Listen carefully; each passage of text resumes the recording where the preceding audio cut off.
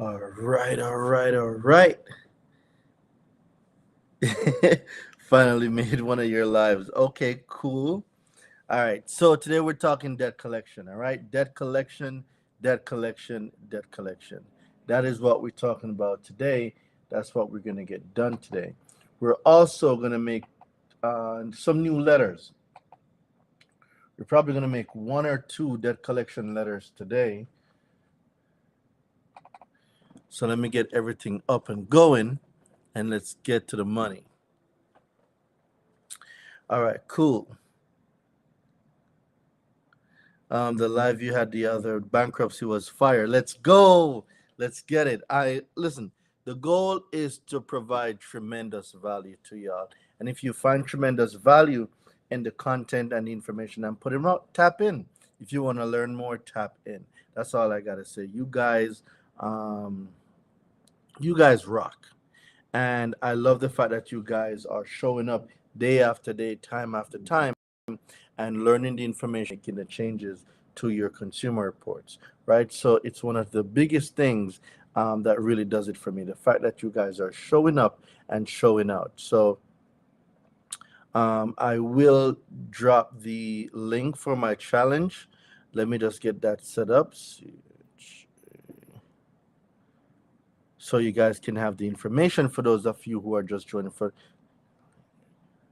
challenge to 917 810 3329 to join my credit deletion challenge. So, for those of you who that just came on, I am hosting a 5-day credit deletion challenge where over the span of 5 days, I will be breaking down to you guys how I delete negative items, what laws I'm using, what letters I'm using. And then now, if you have your tickets, I will also be showing you guys different processes, different systems that we use. So, just to throw it out there real quick, for those of you who don't know, my name is Doreen Delavante. I am your favorite consumer law expert. I teach people, excuse me, how to repair, rebuild, and restore their own credit using consumer law. I also teach credit repair business owners how to start, scale, and grow their credit repair businesses to make an extra 50, potentially to 150,000 per year. And I also give y'all all the sauce on credit. I teach y'all how to get paid for bad credit. I teach y'all basically anything credit related. If there's an account on your credit and you want it off, I can teach you guys how to get those accounts deleted. That's what I do. That's what I specialize in. That's what we are going to get going today. Um, let's see. I need the link for Clubhouse, so let me go find the link for the challenge, and then I will be right back to the message. So let's do this. Boom, boom, boom. Let me get the link for the challenge, and then we will be getting it from there. Let's get to the money. Let's get to the money. All right, so guys, the first thing, let's see, copy and paste. Now, let me see what city you guys are coming in from. If you guys are on Clubhouse, Instagram, Facebook, Twitch, LinkedIn, wherever you guys are coming from, let me see what city y'all are coming from. Drop it in the comments. Let me see what city y'all are coming from. And as y'all know, I got my drink pinky up. Let's get it. All right, we got Philly in the house.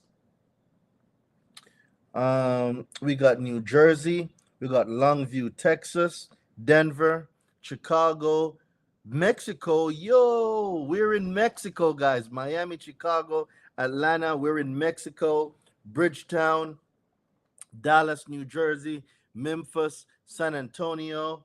Yo, we're in Mexico. I mean, I knew we were getting some places, but damn, I didn't know we were in Mexico too. Shout out to the Consumer Law Secrets Tribe. We are everywhere. So guys, the next thing I want you guys to do is, everybody that's on here right now, share this live with 5 to 10 people. If you know someone that can benefit from the information, please share this live with 5 to 10 people. So if you're on Clubhouse, please share this into the hallway. This definitely can help. If you're on Instagram, share this with 5 to 10 people. If you're on Facebook, please share this with 5 to 10 people. YouTube, share this. Just let's go, YouTube. Share this with 5 to 10 people. LinkedIn, share this. Twitch, if you're on Twitch right now and you're hearing the sound of the Credit Hero's voice, share this. Let's get it, man. Let's get it. Fort Lauderdale, Pittsburgh. I'm seeing. Where else are we seeing? Where else? All right. Boom, boom, boom. Los Angeles. Shout out to Los Angeles in the building. So basically, we got people from everywhere. Everywhere. Now, yesterday, or should I say last night, I came across a document. It's specific for New York. However, you are able to look for the one corresponding to your state. Yep, definitely let's grow the live, man. Let's grow the live. Share the live, share the live, share it. Let's get this out to as much people as we can, and let's start sharing the information.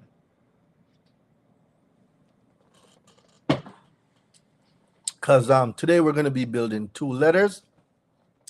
It's the books for me in the back. Listen, I invest a lot in myself. I invest a lot in my education. I probably have a good probably $30,000 or $40,000 worth of books behind me. So I definitely be investing in myself. Shout out to Chart Slayer. I see Chart Slayer in the building. Guys, listen, you are your greatest investment. And I will tell you this all the time. You are your greatest investment. Invest in yourself. Invest in yourself. All right? You are your greatest investment. Do not be afraid to invest in yourself. Grow your mind, grow your capacity, grow the way you do things, and let's get it. Let's go. All right. So last night I was talking about a debt collection guide. New York specifically, right? New York specifically has what is called a debt collection guide. So if you are in the state of New York, if you're in New York City, there is a document called Debt Collection Guide. You want to pull that up, and it's going to break down the do's and don'ts for debt collector. Now, I can't do for everybody's state right now. However, the state that you're in, let's say you're in Los Angeles, look up Los Angeles Collection Guide, Debt Collection Guide. If you're in Philadelphia, look up Pennsylvania, look up Pennsylvania Debt Collection Guide. If you're in New Jersey, look up New Jersey Debt Collection Guide. Each state or major municipality or city, whatever, they're supposed to, or I'm not saying they're supposed to, but they should have what is called a debt collection guide. Now, the debt collection guide is not, it might not have all the new laws that are updated, but it will give you a brief overview of everything that a debt collector can do and operate in your state. So one of the letters that I'm going to be building a letter specifically now for debt collectors that collect debts in New York.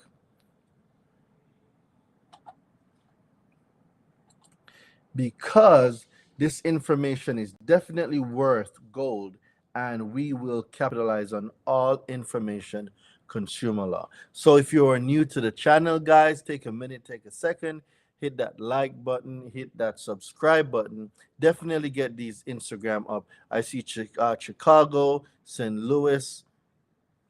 Let's definitely get these let's definitely get these subscriptions up. As well as a subscription, make sure that each and every one of you is tapped into my challenge. So like I said, team, drop the link in the chat for those on YouTube, uh, Facebook, LinkedIn, and Twitch. Drop the link in the chat for the challenge so people can get registered for the challenge.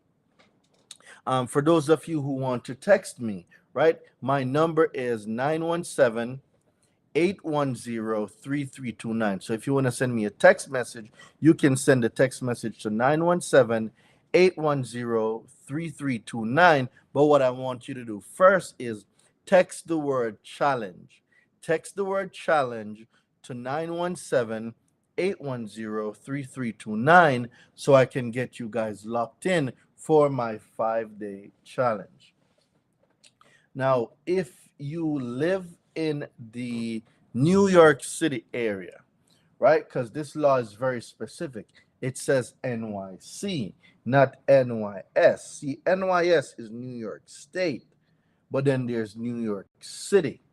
So this law is specifically for New York City. So what I want you guys to do in the meantime, between time, is find the one relevant for your city, find the one relevant for your state.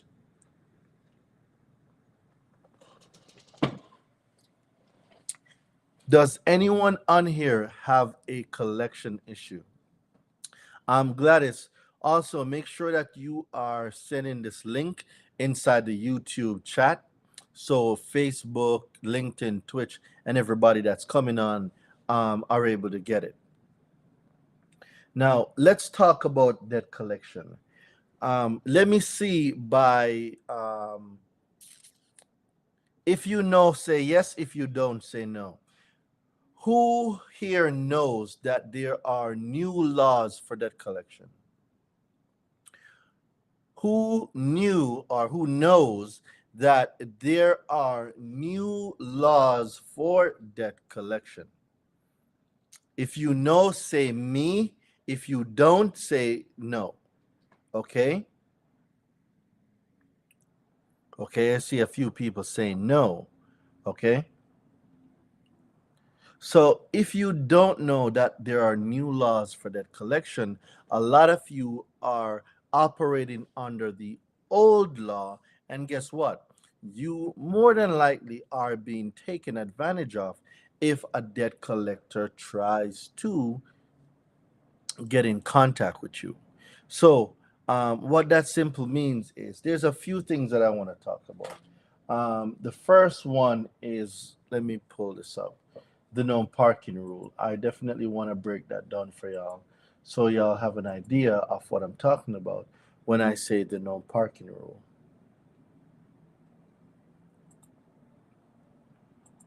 It's very important that you guys know what the no parking rule is.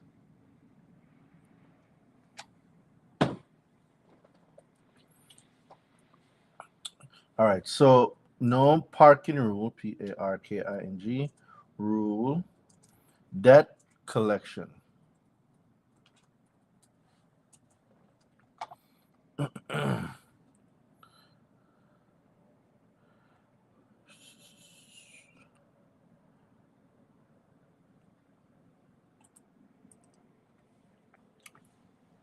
So what I'm pulling up now, does everyone know what the no parking rule is? Can a debt collector call you 4 times in one day? No. Dove's Wealth, that is a violation, and you can actually sue that debt collector, get paid, and get the items deleted.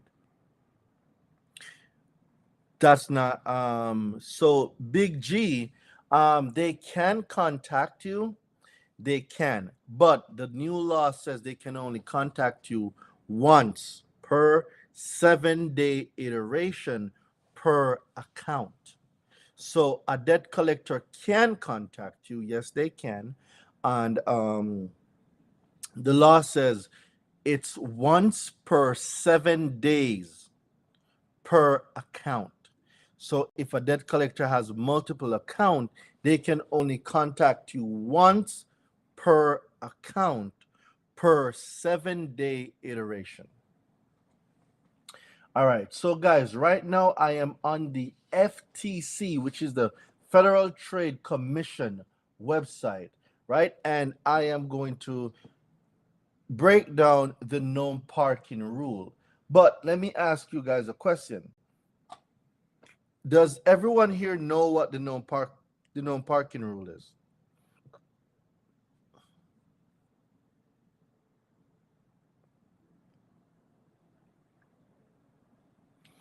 Does everyone here know what the known parking rule is?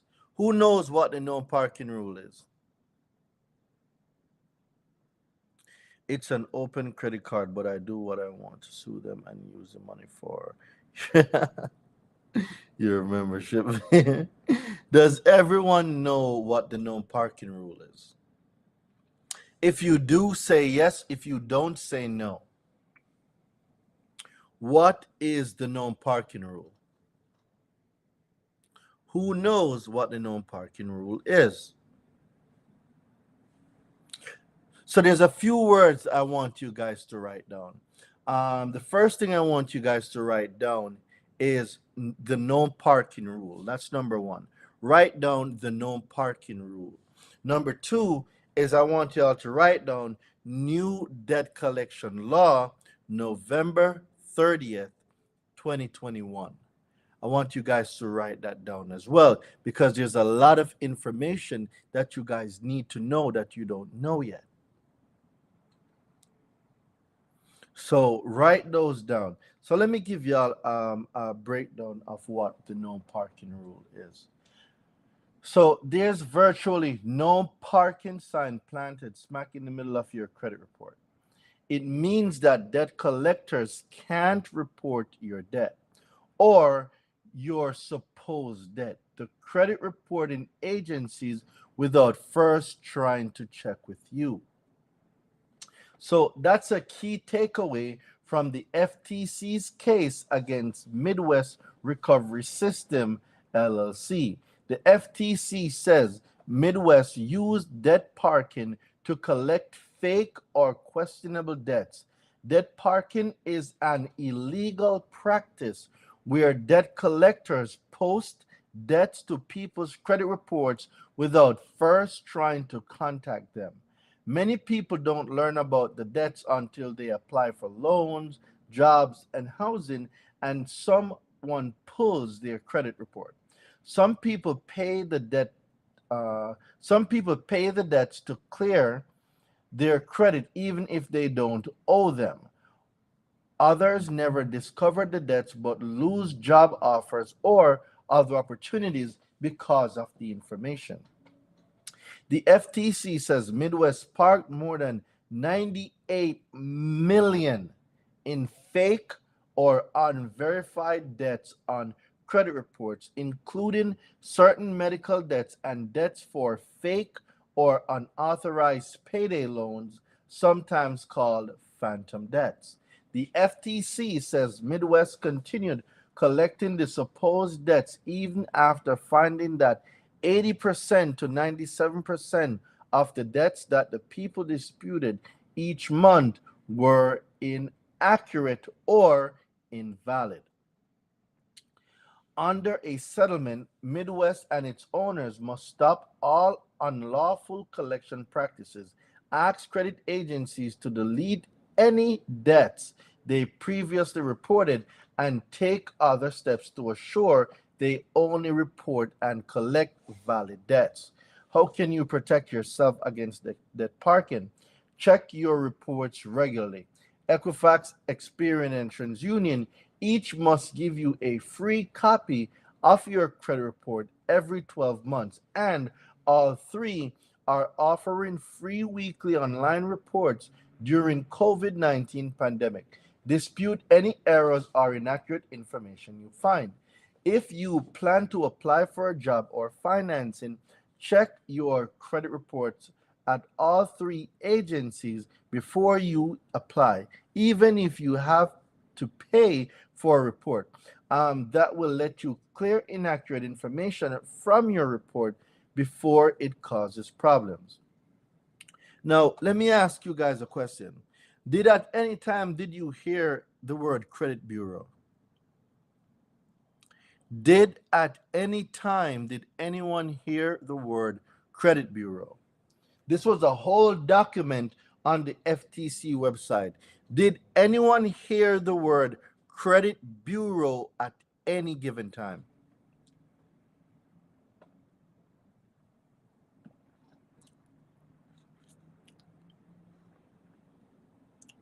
Did anyone hear the word credit bureau at any given point in time?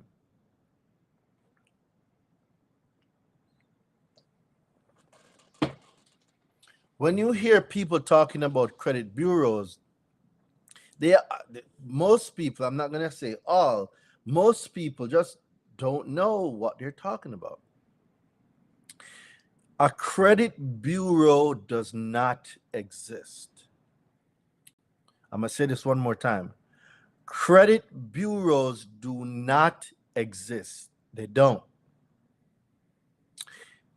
Consumer reporting agencies, credit reporting agencies, those exist. A credit bureau does not exist. Now, if any of you feel some type of way about that, it's okay. You can invite your credit friend, your family member that does credit. You can invite everybody to this live right now. You can go ahead and invite them. But I'm here to give y'all the real truth and nothing but the truth. I mean, some people will like it, some people won't. But I'm here to let you know that what the law is saying and the words that they are using, the things that we are given power to, they don't exist. If you give a fictitious entity power, then that entity have that power over you. There is no credit bureaus. So let me see y'all put it in the chat. There are no credit bureaus. Let me see y'all put it in the chat. There are no credit bureaus. Let me see y'all put it in the chat. There are no credit bureaus.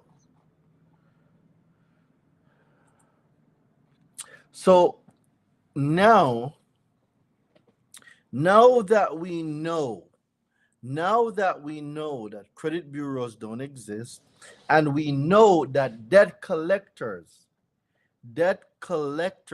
cannot illegally park any account on your credit without getting in contact with you first. So let me ask you guys another question. From November 30 of 2021, from November 30 of 2021, did any debt collector park a collections account on your consumer report and you did not get any correspondence from this debt collector? So let me run that question back. Did at any point in time from November 30th until now, did a collections account appear on your credit and you did not gain any information? No one called you, no one wrote you, no one said anything about this debt. It just popped out of nowhere on your consumer report. Did that happen to anyone?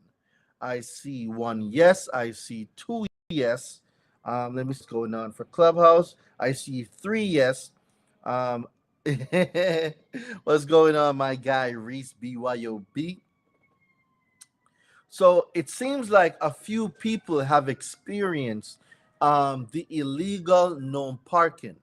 So guys, that is called illegally parking a debt. Whether it's medical debt, it doesn't matter what type of debt it is, that is called illegal parking of a debt.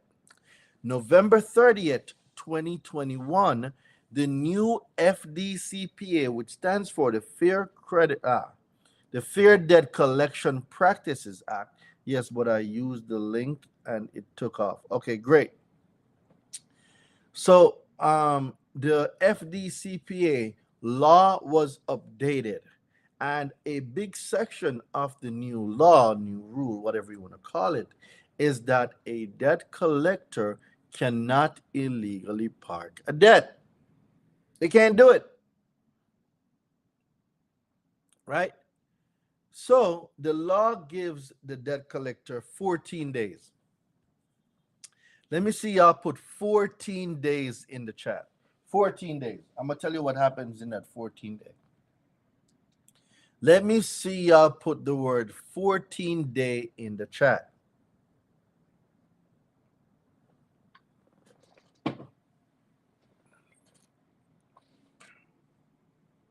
So the law gives debt collectors 14 days.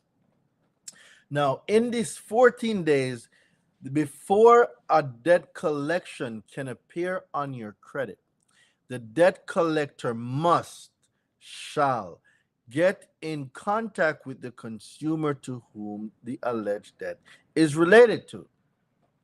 So they can either call you, send you a letter, whatever, right? Now, the flip side to this is, if the debt collector sends you a letter and you didn't respond, and 14 days passes and you did not do a debt validation or a proof of claim or a cease and desist or a refusal to pay no parking, cease and desist, if you didn't do none of that stuff, after 14 days, they can put it on there. One, because they reached out to you. Now, after that 14 days, the law says the debt collectors can assume. They said the debt collectors can assume that proper notice was given, and your silence is acquiescence, right? So the law is saying that if 2 weeks pass, or if 14-day passes and the consumer did not rebut, or respond with a validation of debt or a notice for debt validation, then the debt collector can assume that the debt is valid. Then boom, they can put it on there. Now, let's say the debt collector sent out a letter, right? And in that letter, you decided to respond on the 10th day.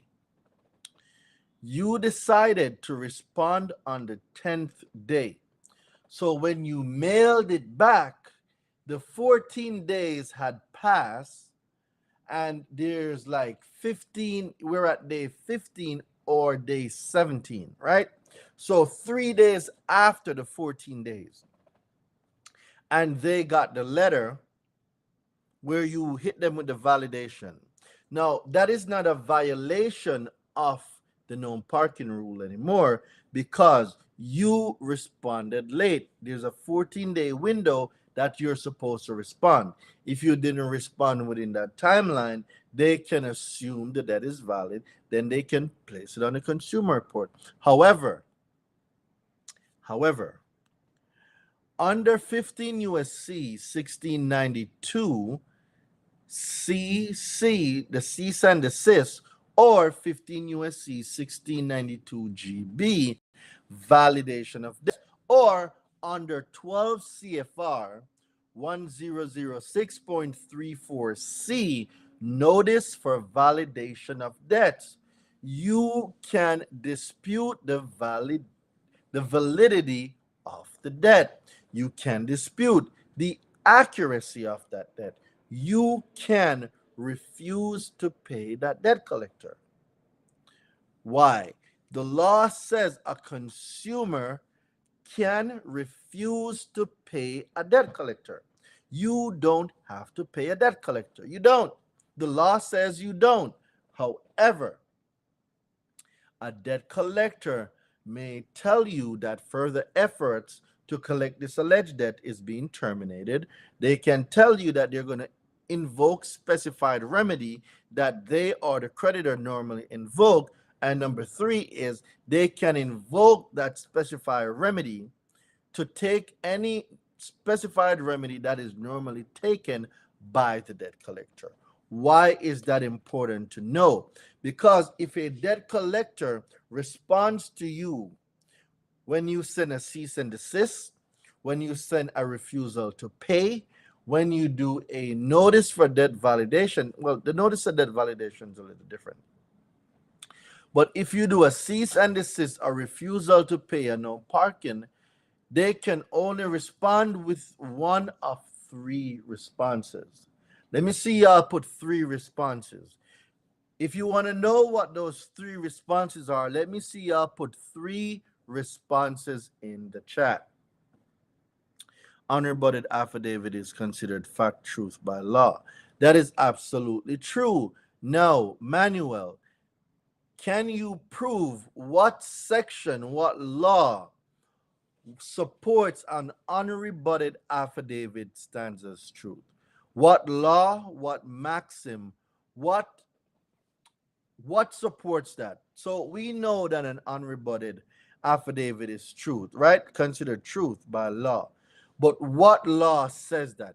Can you tell me what law supports an unrebutted affidavit stands as truth? 10th Maxim Law. So what I'm going to do right now is I am going to Google 10 Maxim Law, and we're going to see. So 10 Maxim, M-I-X-I-M, 10 Maxim Law. So I'm going to pull it up right now, Manuel. Let's see what it says.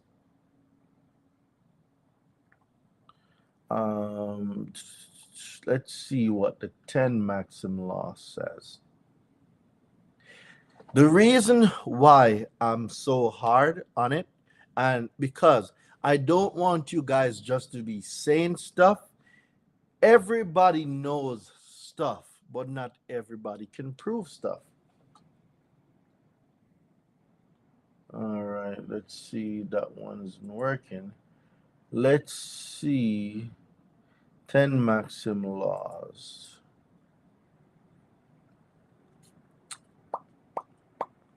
It's very important, guys, that we know the sources that we're getting the information from.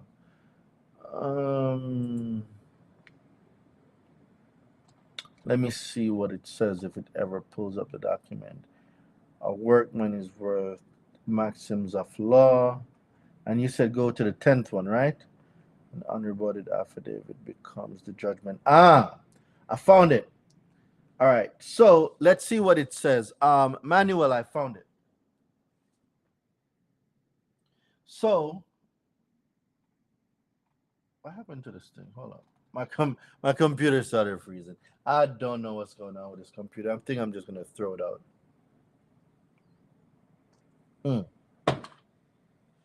All right. So 10 essential maxims or precepts in commercial law. So this is called Maxims of Law. A workman is worthy of his hire. Nope.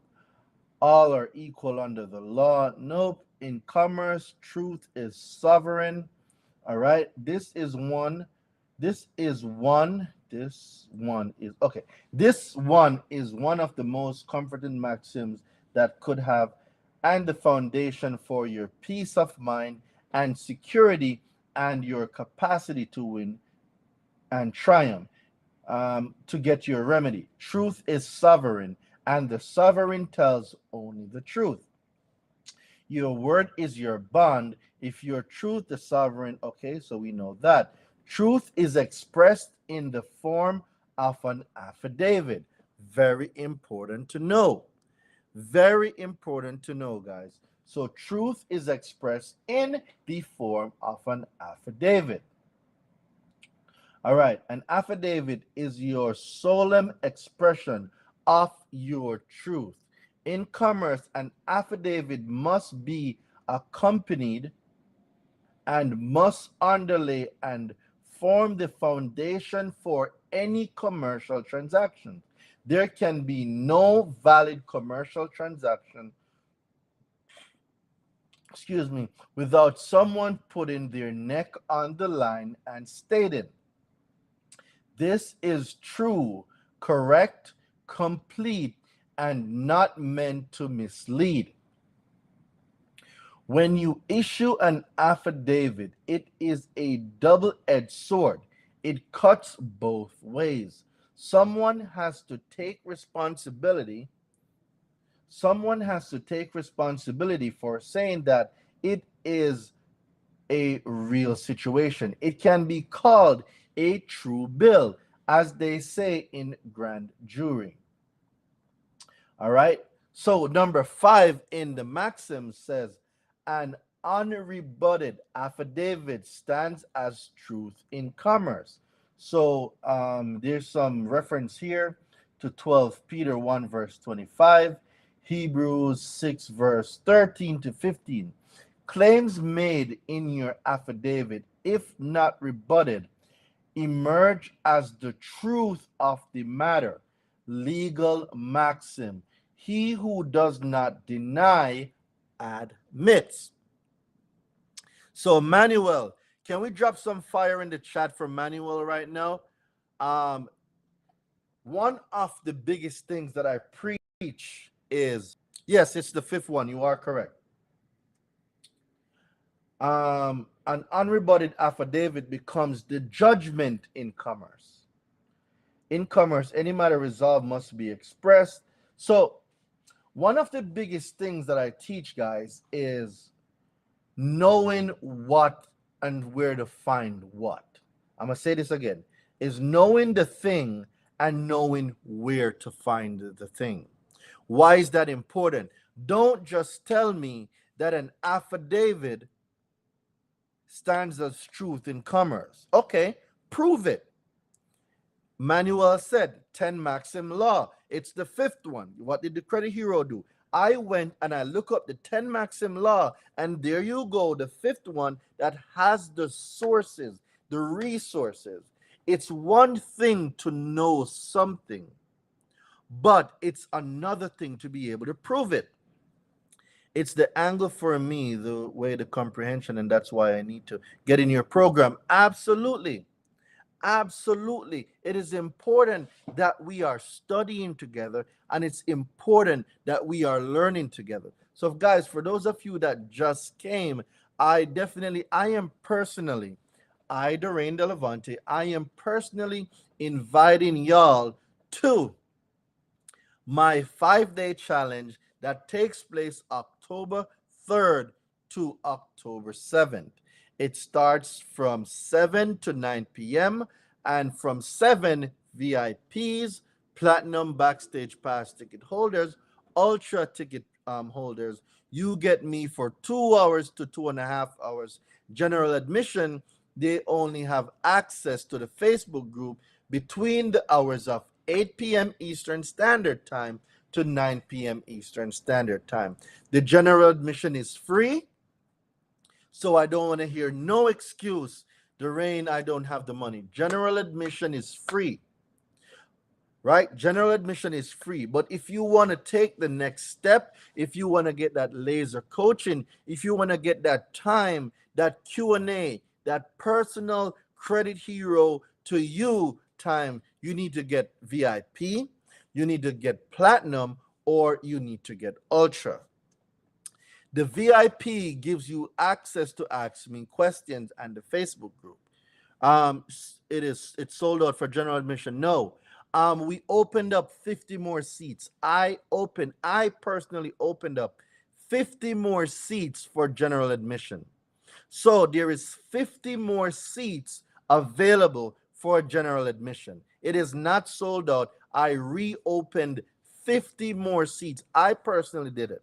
So if you guys want to take advantage of the 50 seats, the 50 seats are there. They are available. Text the word challenge. Text the word challenge to 917 810-3329. Text the word challenge to 917-810-3329. So if you get VIP, you get the Facebook group, you get to ask me questions on the Zoom. General admission, you are only going to get the Facebook group. You will not be on the Zoom. If you get a platinum ticket, if you are a platinum ticket holder, you will get access to my 14-day course, right? You're going to get access to my credit fundamentals course. Now, in my credit fundamentals course, you will get 14 days of laser training tailored to you to learn the basic and the fundamentals of credit. Guys, I suggest everybody that's not registered for the challenge to go get registered, because when these seats are gone, guys, the seats are gone. I'm letting you guys know now. You're going to have me for 5 days. When these seats get filled, the seats get filled. If you're on Clubhouse, the link is at the top of the screen. If you're on Instagram, the link is in my bio. Also, you can text the word challenge to 917-810-3329.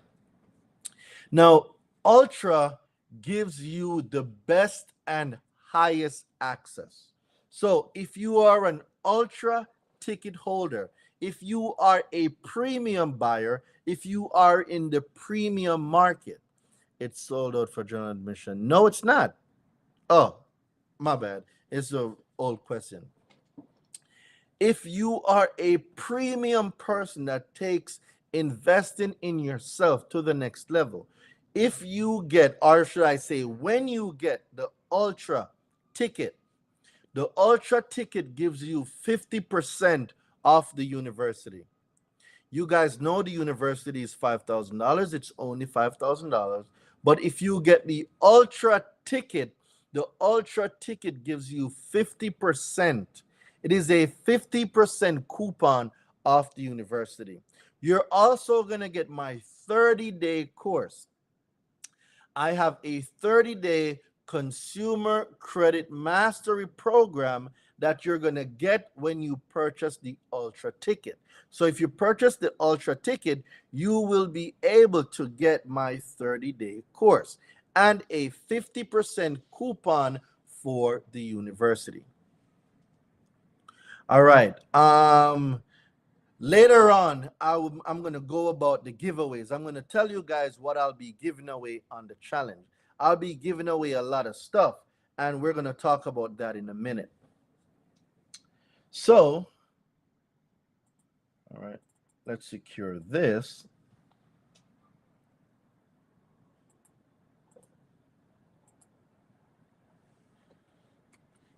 All right. So right now we just covered the Gnome parking rule. I broke that down. Boom, boom, boom. Did everyone find the debt collection guide for their state or the city that they're in?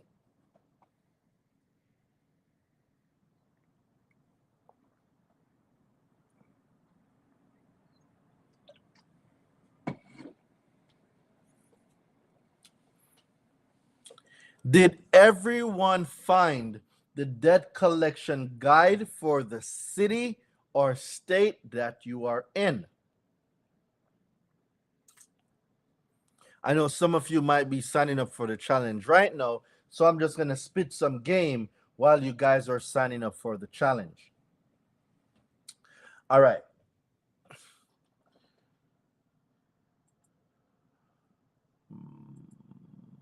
Let's see, 12 CFR 1006.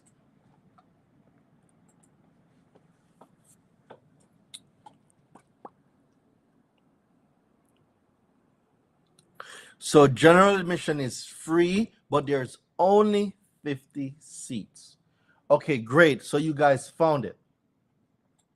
And guys, nope, where do I look? I just joined.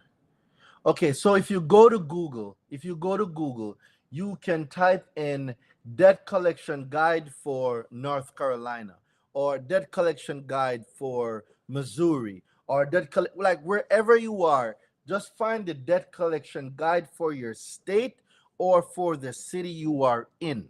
Like your city or your municipality, they should have a document.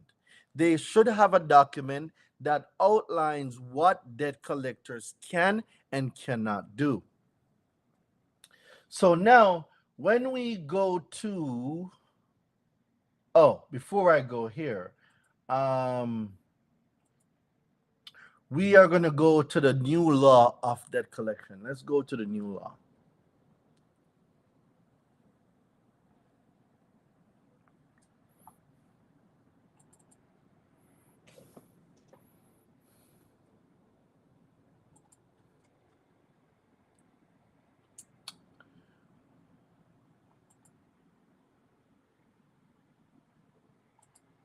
Oh, strange.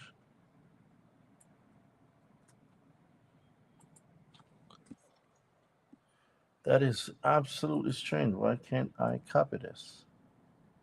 Oh, okay. Sit download and see. All right.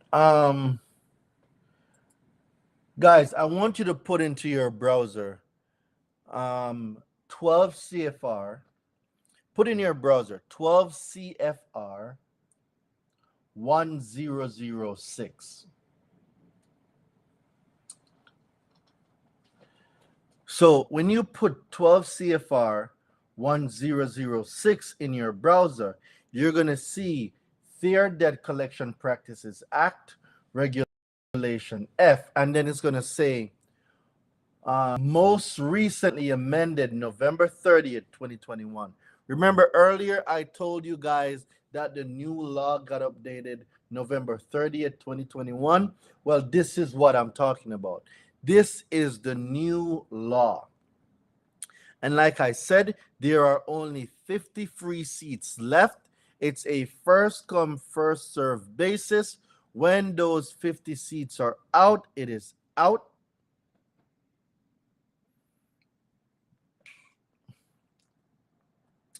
If you found the new debt collection law, let me see y'all put FDCPA.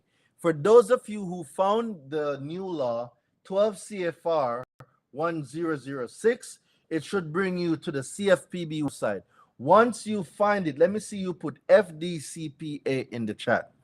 Doesn't regulate collection. Missouri doesn't regulate collection agency, but they do have to comply with the FFDCPA. Okay. Okay, cool. Let me see y'all put FDCPA in the chat. Once you found the new law, guys, remember this information that I'm giving you right now, 99% of people in America does not know there's a new law for debt collection. I am telling you this. I speak to people every day about debt collection. Like 90% of people. All right, let me ask y'all a question. Let me show y'all. Before today, how many of you knew that there's a new law for debt collection?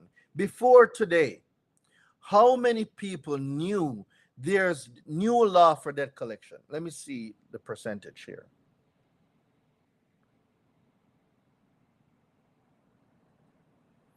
How many people before today, before coming on the live, did you know that there's a new law for debt collection? I'm telling you, only a very few people know, and I say this all the time. All the time. But you know, I can only say so much. You guys gotta get tapped in. So now,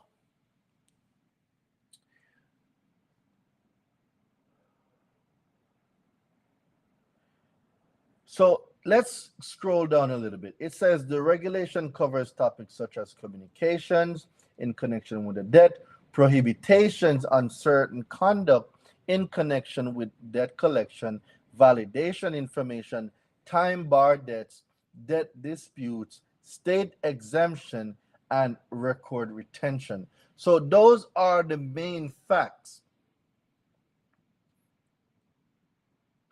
right? Those are the main facts, are the main points in the new law. So the new law addressed all of these subsections. Now, when you go to authority and purpose, you're going to see they have an updated authority.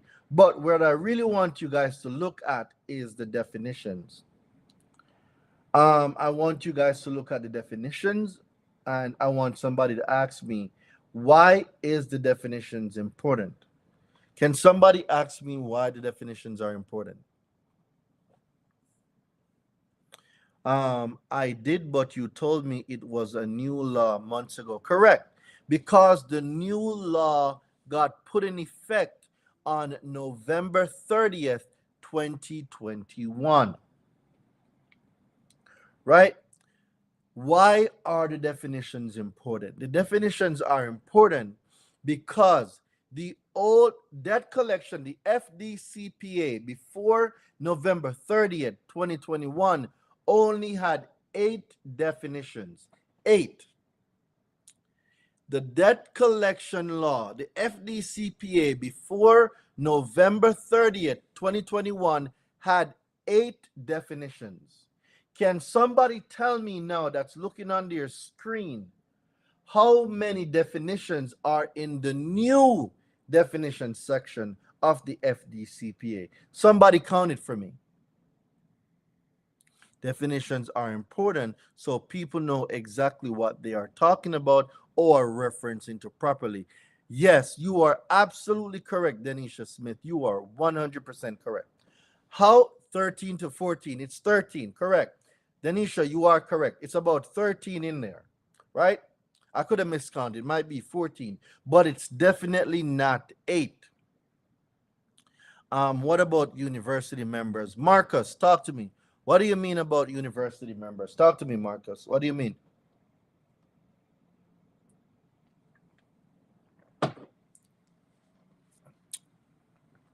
Okay, some people is saying 12, some saying 13 to 14. It's around there. It's around 13 to 14. When I counted it, I got 13. But hey, I might have missed one. I might have miscounted. But I know it's way more than 8. It's between 12 to 14. So you know what? I'm going to count them right now. 1, 2, 3, 4, 5, 6, 7, 8, 9, 10, 11. Huh. I got 11. 1, 2. Did I miss one? 1, 2, 3,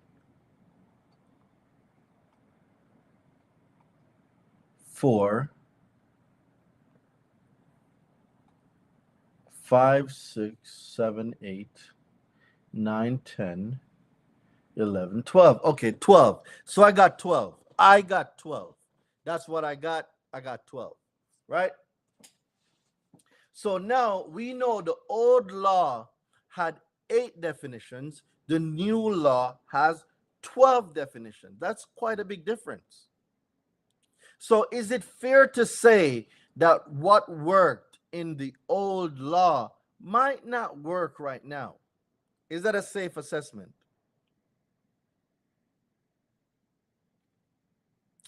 The old law had 8, the new law has 12.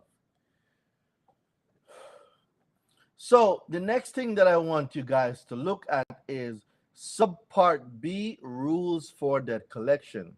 And in there, you're going to see communications, acquisition, harassing, false and deceptive, unfair, collection of time-barred debts, other prohibited practices, special rule for information furnished to a certain person. Boom, boom, boom. So I'm not going to make today the day that I go over it. I just wanted to bring awareness. I wanted to bring awareness so you guys can see. Yes, or that additional parties are covered under this law should be held liable for such actions taken. Danisha, you are on the money. You better be in the university, Danisha. You better be in the university. So what I'm getting at, guys, is there are new laws in place. And when you don't know the new laws, you are at risk to be taken advantage of by debt collectors. This is facts. You are at risk to being taken advantage of. So, let's see here.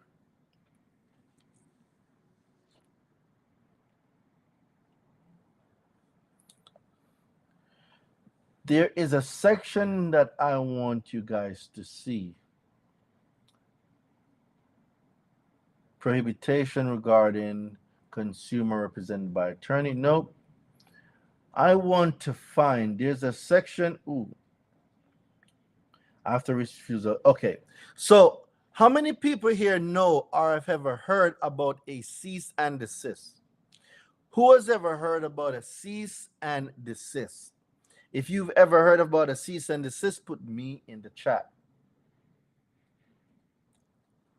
Who knows what a cease and desist is? Or who's ever read it or I'd send out a letter with a cease and desist built in?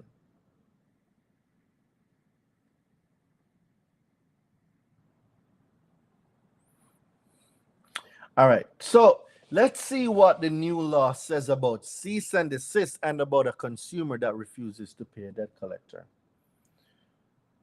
So, communications with a consumer after a refusal to pay or cease communication notice.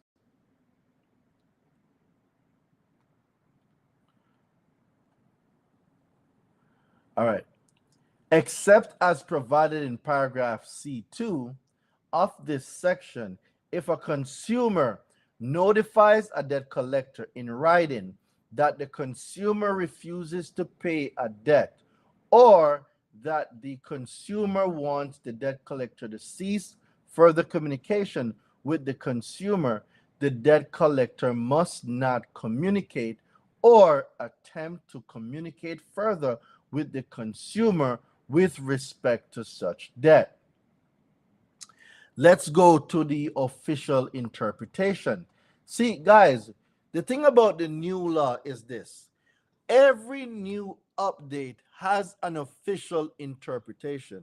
So it's not what Doreen interprets the law, what it law means. Let's go to the interpretation section and go find out what they're talking about, right? So let's see what they're talking about. Notification complete upon receipt. If pursuant to section 1006.6C1, a consumer notifies a debt collector in writing or electronically using a medium of electronic communication through which a debt collector accepts electronic communications from consumers that the consumer either refuses to pay a debt or wants the debt collector to cease further communication with the consumer, notification is complete upon the debt collector's receipt of the information. Following example illustrates the rule. Ladies and gentlemen, have you ever heard the saying, don't pay collections, don't pay collections? Who has ever heard all the credit gurus saying, don't pay collections, don't pay collections? Who's ever heard that before? Guys, just be honest. I'm not here to call anybody out. This is where we are learning. That's why I want you guys to ping. If you're on Clubhouse, if you guys are in the credit rooms, call these guys to this conversation.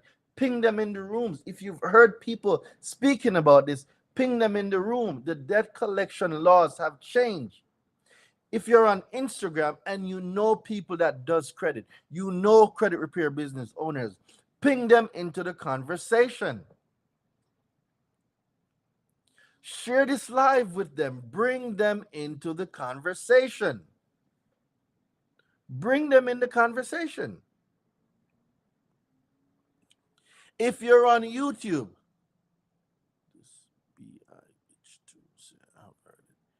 bring them on. If you're on YouTube, share it. Share the YouTube. Share the live. If you're on Facebook, share the live. Share it with some other groups, right? If you're on LinkedIn, share it. If you're on Twitch, share it. This can help somebody in your network. Share it.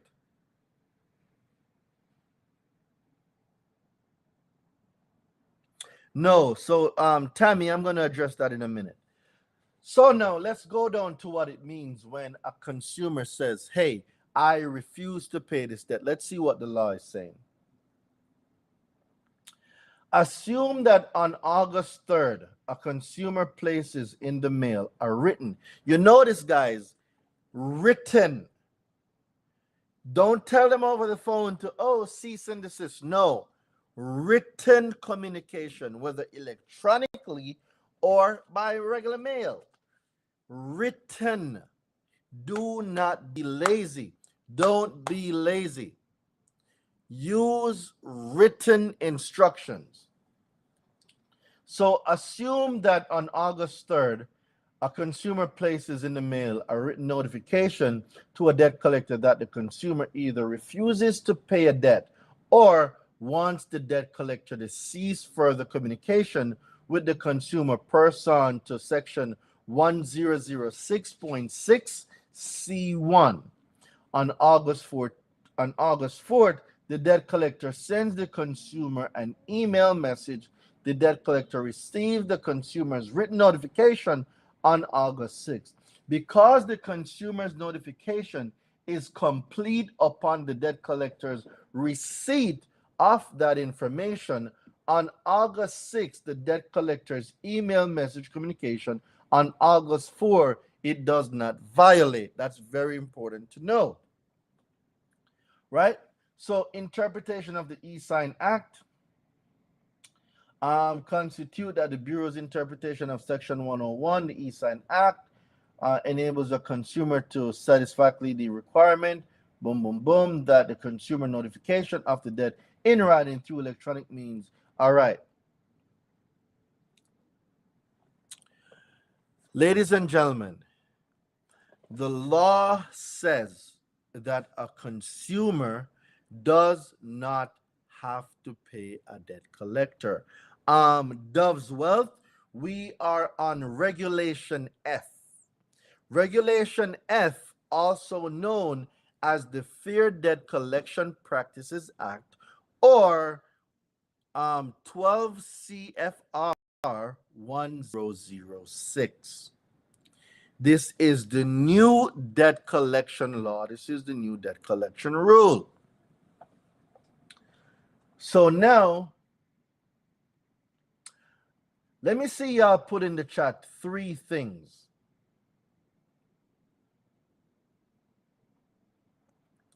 Let me see y'all put in the chat right now 3 things. 3 things. Let me see y'all put it in the chat.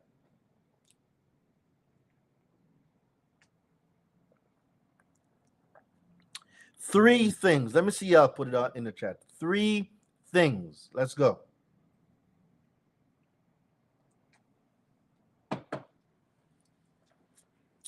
Three things. Let me see y'all put 3 things in the chat.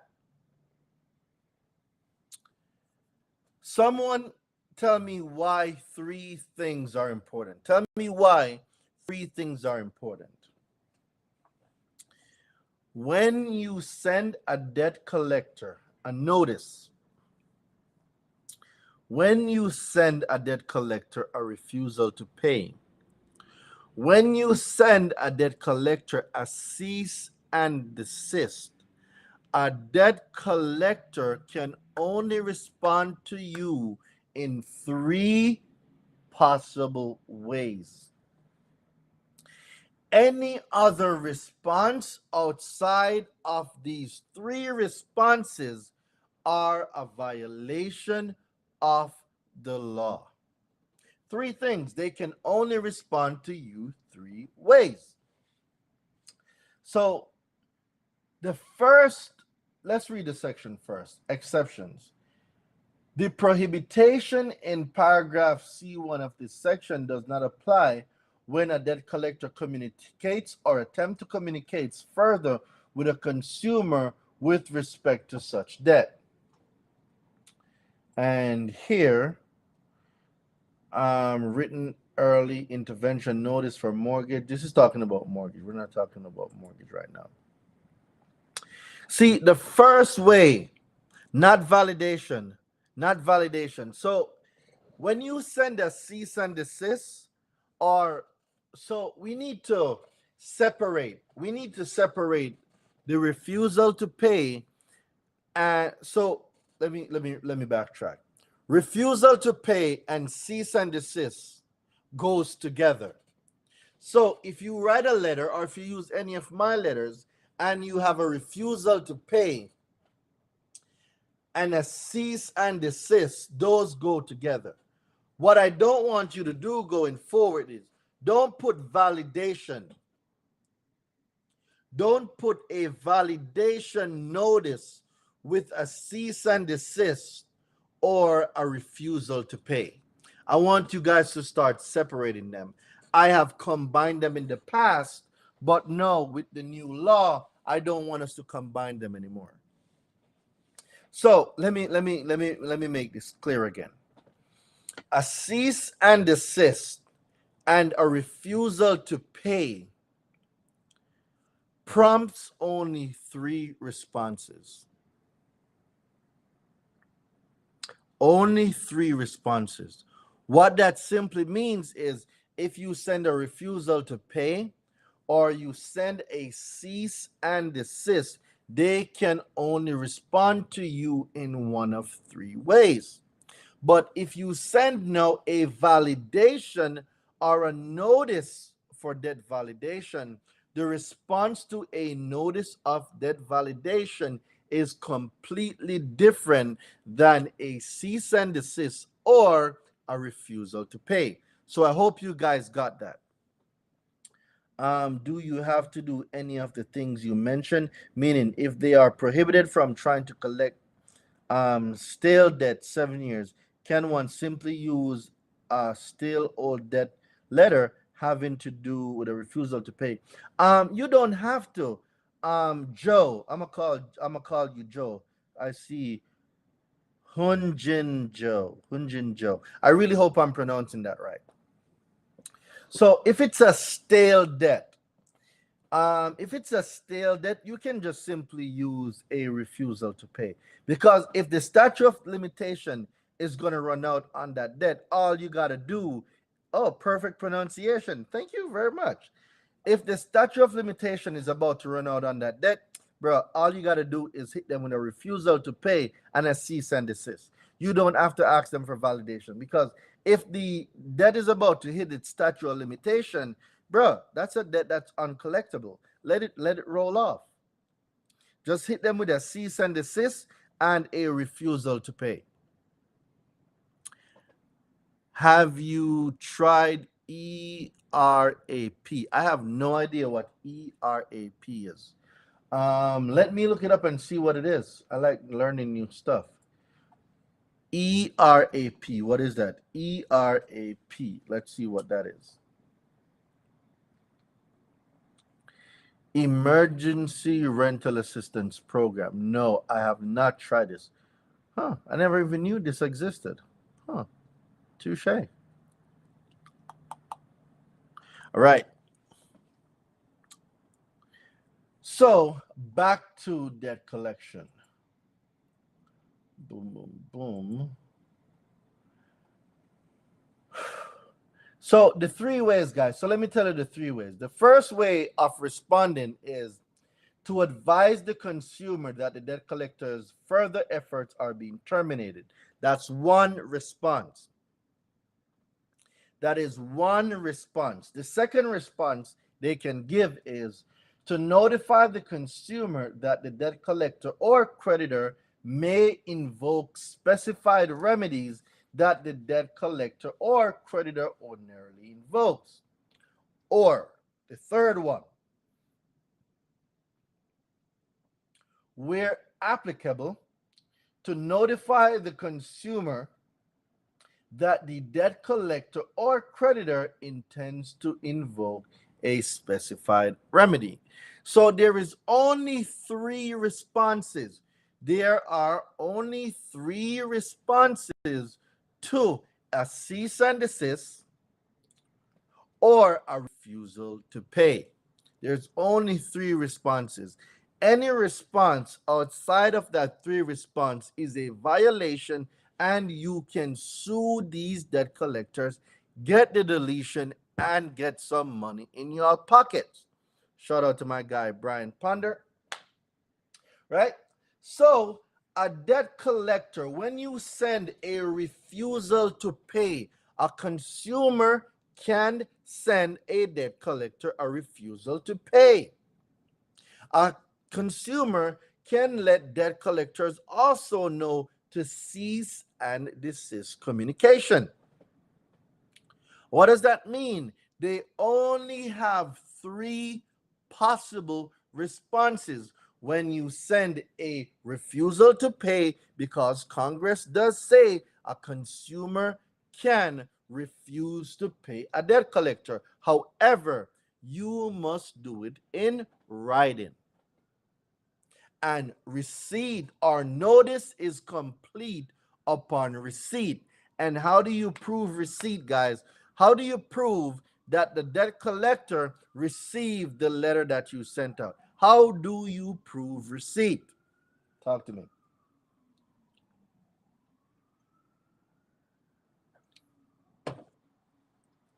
How do you prove, or how can you prove that a debt collector certified mail? Correct. Certified mail, green return receipt. Yep, green return receipt. So, what am I getting at? What I'm getting at is, guys, you don't have to pay collections. That's what the law is saying. I'm telling you, the law is saying that you don't. However, however, if you chose to invoke that section of the law and not pay debt collectors, a debt collector can respond in kind in one of three ways. They can tell you that their efforts are being terminated. That's one. Remember, the debt collector or the creditor can invoke a specified remedy. Right? That's number two. Or number three, they can invoke that specified remedy they told you about. Three responses. One of three responses. That's it. Now, we spoke about the no parking rule. Right? We spoke about the refusal to pay. You don't have to pay debt collectors. We spoke about the cease and desist. We spoke about the cease and desist. All right. There is something else now that I want to talk to you about before I go to the other thing.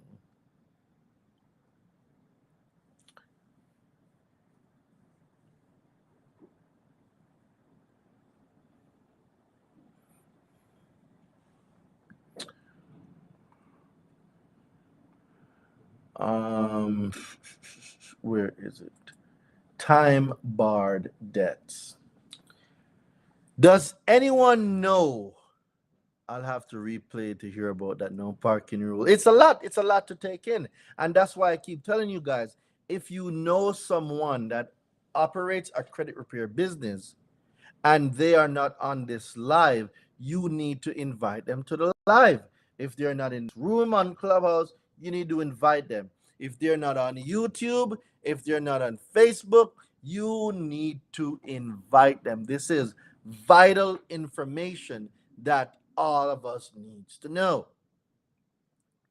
What happens when you mail that cease and desist and it returns to you stating the company has moved? Then you can use that information, send it to the consumer reporting agencies, and let them know that the information they are furnishing is inaccurate because you use the information on your credit You use the information on your consumer report. You use the information on your consumer report, and the address provided is a non-deliverable address. The information must be accurate. So now, when you hit them with the validation or the accuracy of the account, they cannot validate or verify this information.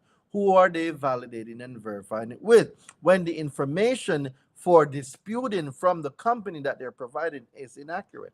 See, according to 15 USC 1681 EB, accuracy of the consumer report, the consumer reporting agency must make every effort to make sure that the consumer report is maintained maximum possible accuracy. Maximum possible accuracy. Accuracy means all values correct. So if there are inaccuracies, incomplete, or unverifiable information, it must be deleted. Clarification, you just talked about the laws in regards to debt collection or debt collector.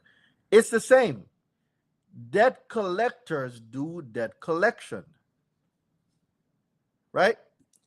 Debt collectors do debt collection. One of them is the person, the other one is the thing or the business. So a debt collector does debt collection. All right, so the fact that the address is wrong provides grounds for the debt and the late payments should be deleted. Well, that's one thing. If you're talking about late payments, that's a different thing. So are we talking about debt collectors? Are we talking about a creditor and an account? Those are different things.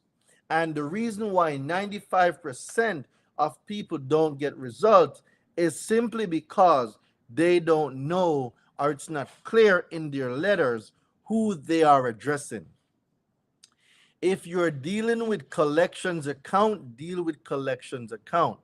Don't mix late payment, collections, inquiries, and personal information all in the same letter. Some people do it, but I don't recommend it. Separate them. Now, if we're talking about a creditor, that's a different item. See, if whether the creditor changed your address or not, what you want to do is get accuracy of the report. Late payments are not a part of your consumer report. Your payment history, or should I say your transactions and your experience, are excluded from your consumer report. So, in essence, your consumer report does not have a section for transactions. Your consumer report does not have a section for experiences between you and a creditor. So, what am I saying? You can delete whatever you want for a credit report.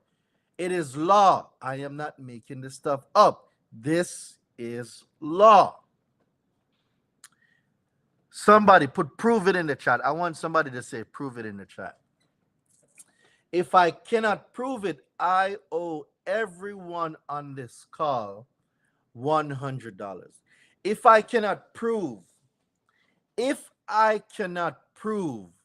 that utilization and late payment are not a part of your consumer report, I owe each and every one of you $100. But there is a catch. There is a catch. If I prove that a late payment or a payment history does not exist or utilization does not exist, all of you need to sign up to my challenge right now. Do we have a deal? Yes or no? Yes or no? Do we have a deal? Every one of you need to sign up to my challenge right now. If I cannot prove what I just said, I need everybody's Cash App or Zelle because I will pay each and every one of you $100. But, but, if I'm able to prove that a late payment does not exist, if I'm able to prove that a utilization does not exist and it is not a part of your consumer report, I need everybody to sign up for the challenge right now. Doreen, I'm not sure if this takes off the subject, but today Navy Federal Credit Union took my daughter fine she had deposited to pay her charge off credit cards. So this is where Wealth One, you need to that looks like Sylvia. That is Sylvia. Sylvia, this is where you need to go back into the terms and condition. You need to read the terms and condition. So, guys, do we have a deal? Let me see some yes in the chat if we have a deal. Let me see some yes in the chat if we have a deal. So for everybody with Navy Federal, you guys need to read over the terms and agreement. Remember, if you agreed for them to be able to do that in the terms and agreement, you gave them permission to do it. I want you guys to keep that in mind. How much is the challenge? The challenge is free for general admission. VIP is there. There is platinum, and then there's ultra. So VIP is only $297. Platinum is only $447. Or if you want to get laser coach by me, the ultra is only $747, I believe. So, do we have a deal? I don't see everybody saying it. Do we have a deal, yes or no? Who wants to know if payment histories and late payments are a part of your credit report? Do we have a deal or not?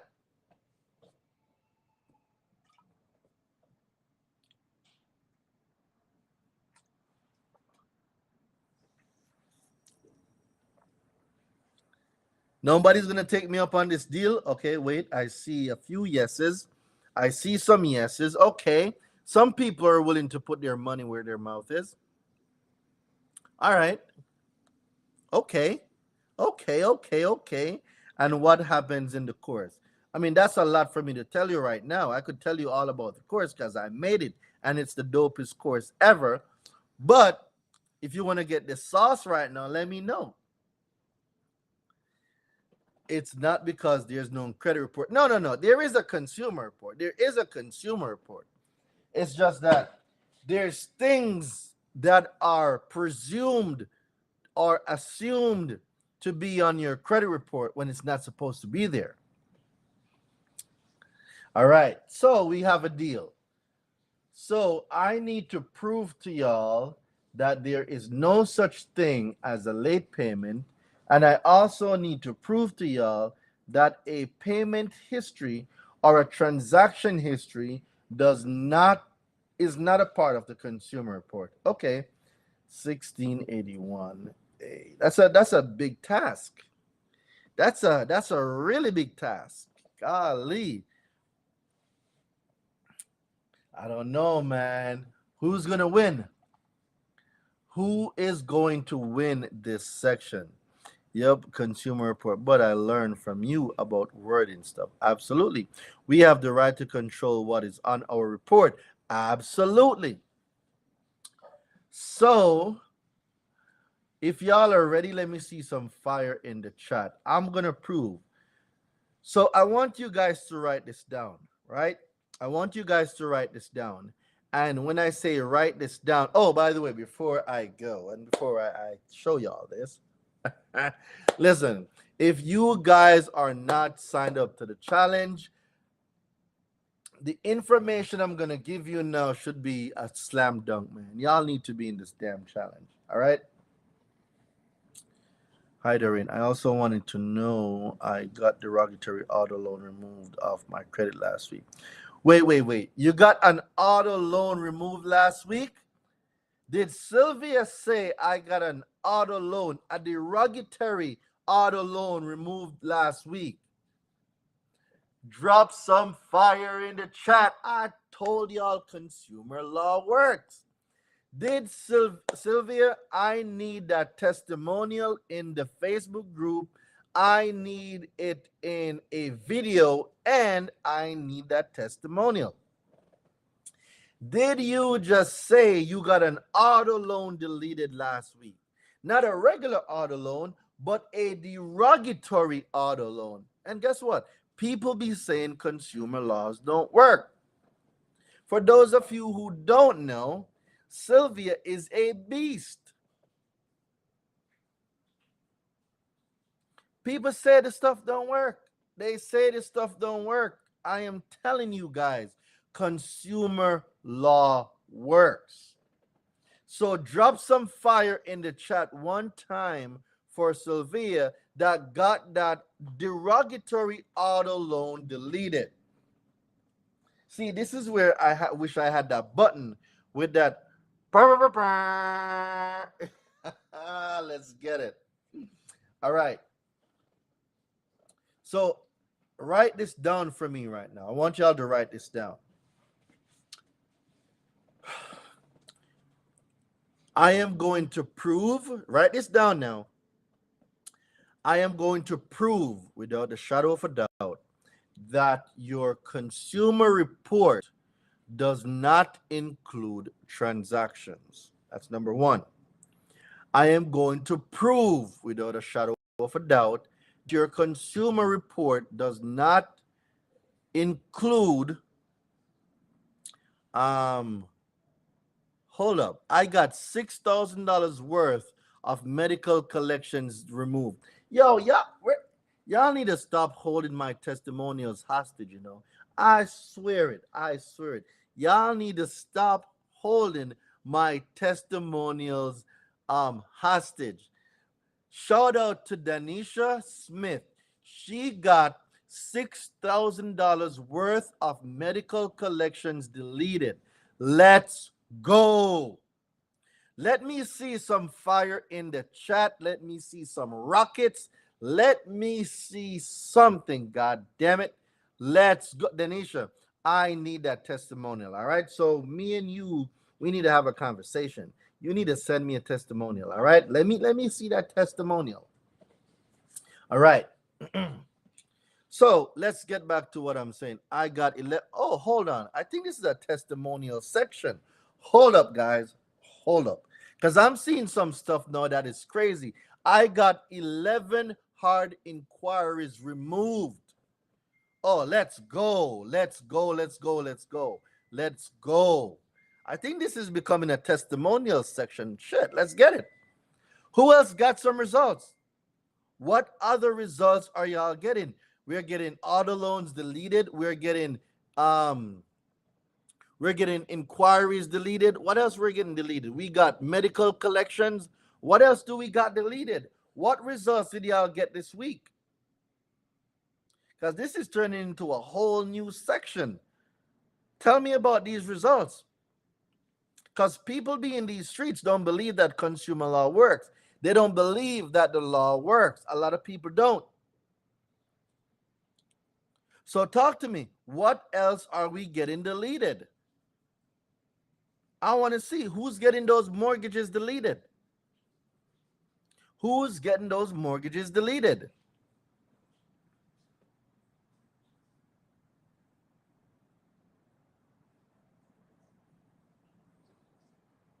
All right, I'm not seeing no more deletions yet. All right, y'all better not distract me now, because y'all know I'm about to go ham. So, y'all better not distract me right now. Hold up. All right. Whew. Let's get it.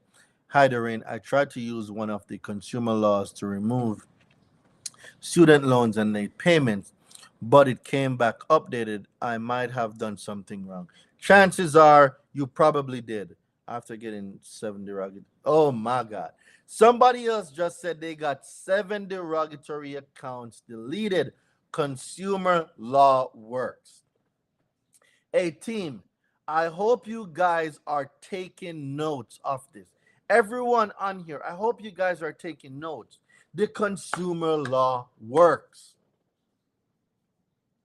The consumer law works. Let me see y'all put in the chat. Consumer law works. Let me see it in the chat. Consumer law works. And it's crazy that we are here and we're giving this value information. And guess what? You have people right now that are in gossip rooms, right? You have people right now that are listening to gossip versus learning how to repair, rebuild, and restore their own credit. You got people right now that are focused on the wrong thing. Shake my head. Anyway, let's get it going. So, guys, we are at 15 USC, 15 USC 1681A, 1681A, 1681A. So that's 15 USC 1681A.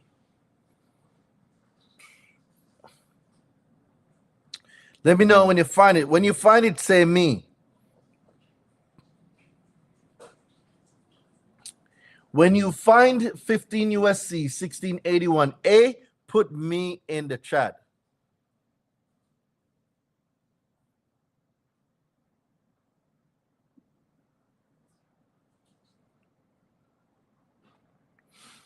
When you find 15 USC 1681, let me see y'all put me in the chat so I know that you guys are there and I can continue. Let me see y'all put me in the chat because I want you guys to follow along when I'm reading.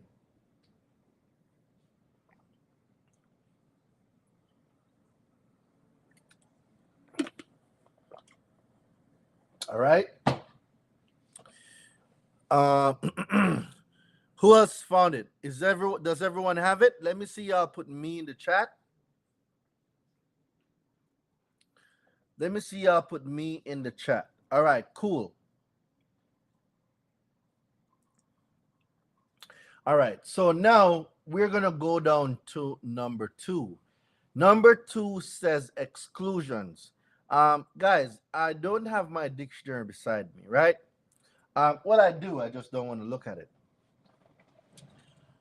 What does the word exclusion means? Can somebody tell me what the word exclusion means?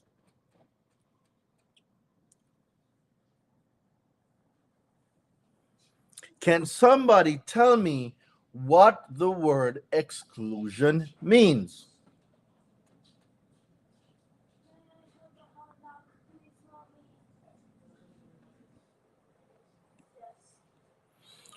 What does the word exclusions mean? Come on, guys, talk to me. I don't want to lose you guys right now. What does the word exclusion means?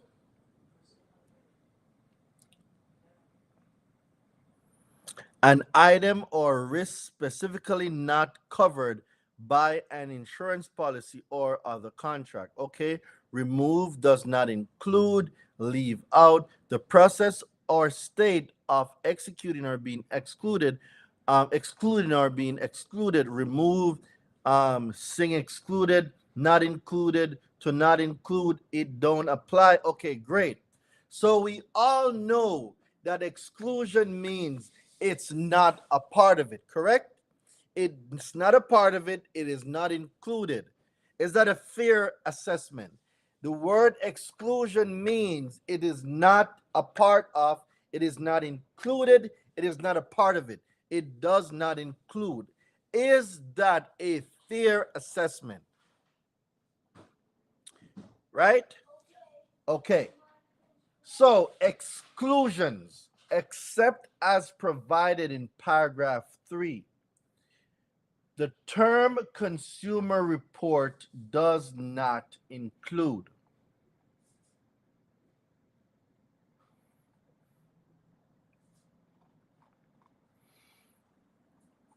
Does not include. Let me ask you guys another question. Who believes that your consumer report and your FICO scores are the same thing? Who believes that your consumer report and your FICO score are the same things? I want to see if you believe they are the same thing, say me. If you don't, say no. Do you believe that the consumer report and the FICO score are the same things?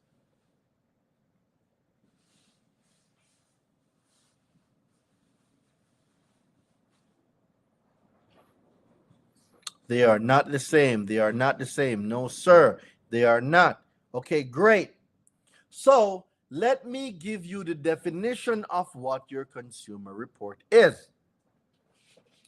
In general, the term consumer report means any written, oral, or other communication of any information by a consumer reporting agency bearing on a consumer's credit worthiness, credit standing, credit capacity, character, general reputation, personal characteristics, or mode of living, which is used or expected to be used or collected in whole or in part for the purpose of serving as a factor in establishing the consumer's eligibility for A, credit or insurance, B, to be used primarily for family or household purposes, B, employment purposes, or C, any other purpose authorized under subsection 1681B of this title.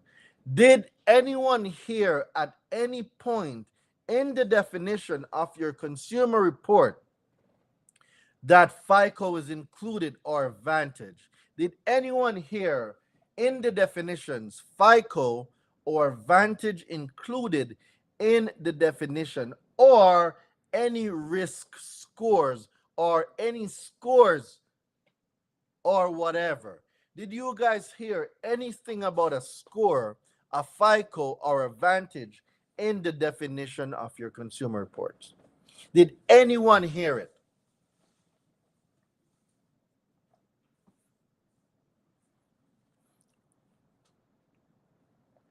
Hey guys, don't forget, share this live. I see YouTube is going great. They're sharing. I see Facebook, LinkedIn, Twitch, everybody's sharing. Um Instagram.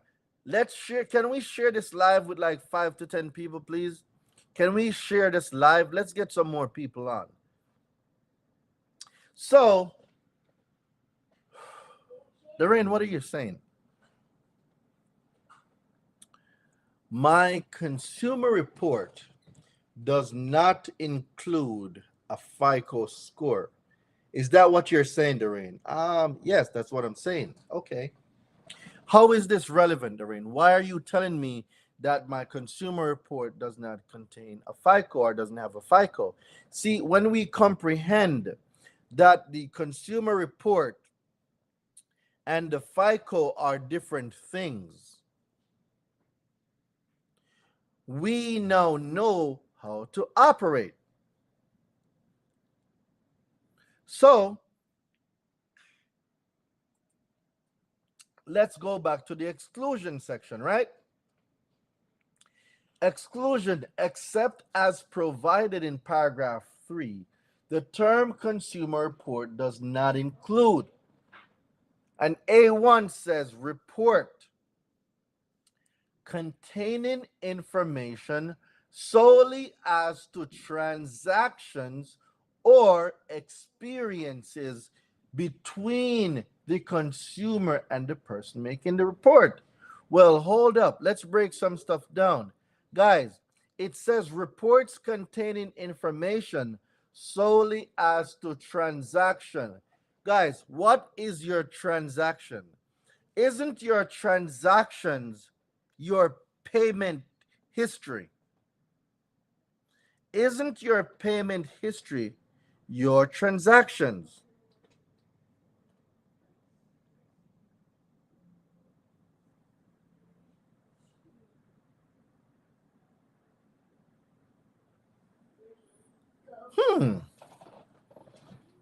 Somebody talk to me.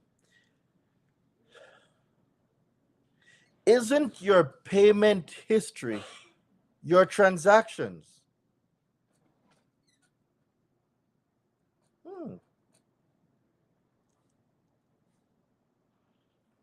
My payment history are my transaction. My transactions are my payment history.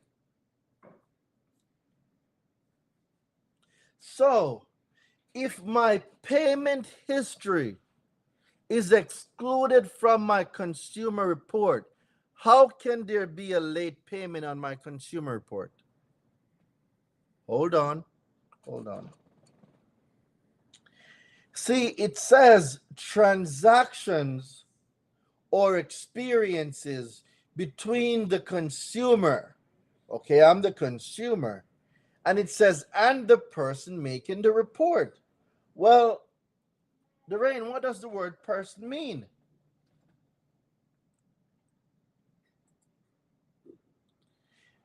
The term person means any individual, partnership, corporation,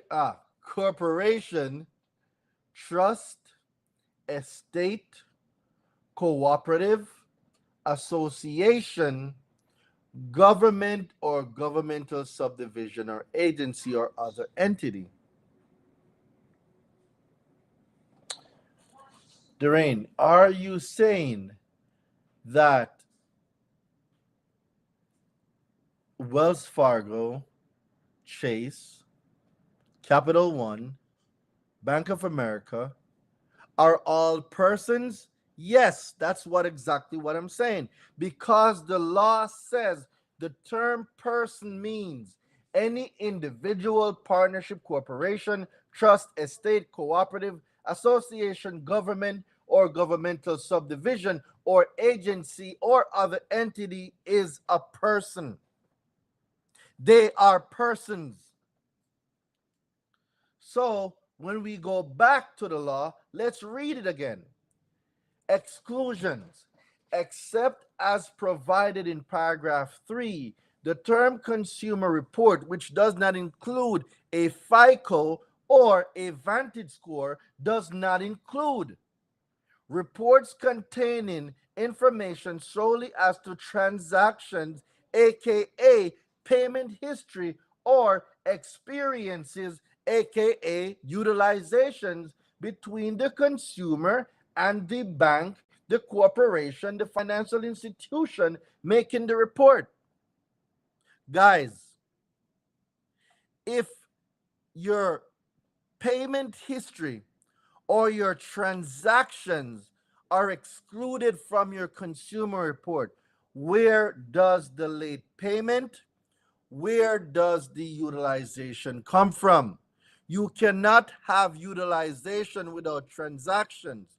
Utilizations is a transactional experience between the consumer and the person, i.e., corporation, making the report.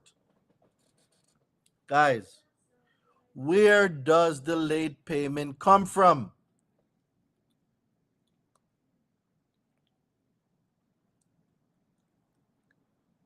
Where? Somebody tell me, where did the late payment come from? Anybody right now, tell me where the late payment came from.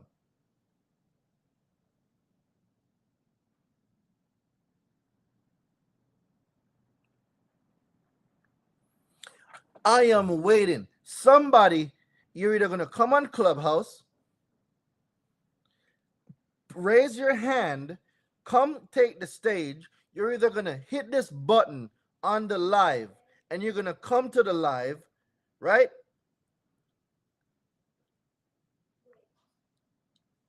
Somebody tell me where the late payment come from. Somebody told me, somebody come and tell me where the late payment come from.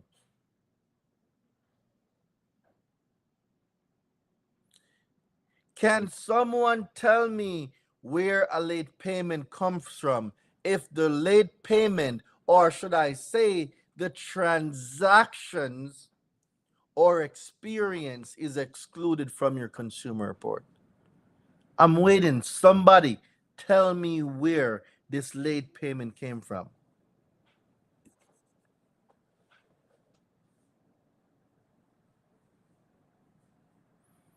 The person, aka banks. It came from them. But what does the law says? Does your consumer report include transactions? Hello. How are you? I'm fine. How are you? I am doing great. Better now that I'm speaking to you. How's everything been going? Fine, very fine. How's the husband doing? He's doing good. Is he home with you now? He's home with me. Great. Yes. Have you started university? Yes, I have. Great. Yes. What do you think so far? It's amazing. It's amazing. Actually, I was on it when I noticed that you were on live, so I stopped doing that to get on live. Yeah, so I was actually on it, but it's amazing. I'm enjoying it. I'm learning a lot. Well, if the husband comes outside, let him know that I say hello. I sure will. I sure will. To your question about experiences and transactions, the transactions are your payment history. Correct. And experiences are your utilization. They're not supposed to be included on your consumer report. They put it on there though because I guess they don't think we know that. They don't think we know. They don't think we know. Great answer. So no, they don't belong on your consumer report, but they're going to put it on there anyway until you object to it and let them know that they're not supposed to be included. Now, let me ask you a question. Have you gotten late payments deleted? I have. Was it an easy deletion? It wasn't like just right away. It took several steps, but eventually it did come off. So let me ask you a question now. If late payments are your transactions, and your transactions are supposed to be on your consumer report, would they have deleted it? No. If it was supposed to be on your consumer report, they wouldn't have deleted it. But since it was not supposed to be on our consumer report, they would delete it. Good. What am I saying here, guys? When you comprehend their language, it is a different type of dispute. When you comprehend their language, you operate differently. Yes. So a lot of you are confused about the utilization. What is utilization? Utilization is the experience a consumer have with a line of credit. So let's say I got approved for a $10,000 line of credit. The usage, see, the transactions equal utilization. The amount of available credit that you are using is equal to the amount or percentage of that line of credit that you are using, aka utilization. It is also your experience, the experience of the consumer and the transactions that consumer is making at any given time in relation to the percentage available credit at any given point that consumer is using between that person, which is the corporation or the bank. So if I got that $10,000 line of credit and I am using $5,000, my experience is that line of credit I am experiencing or I am using 50% of that line of credit, aka a 50% utilization.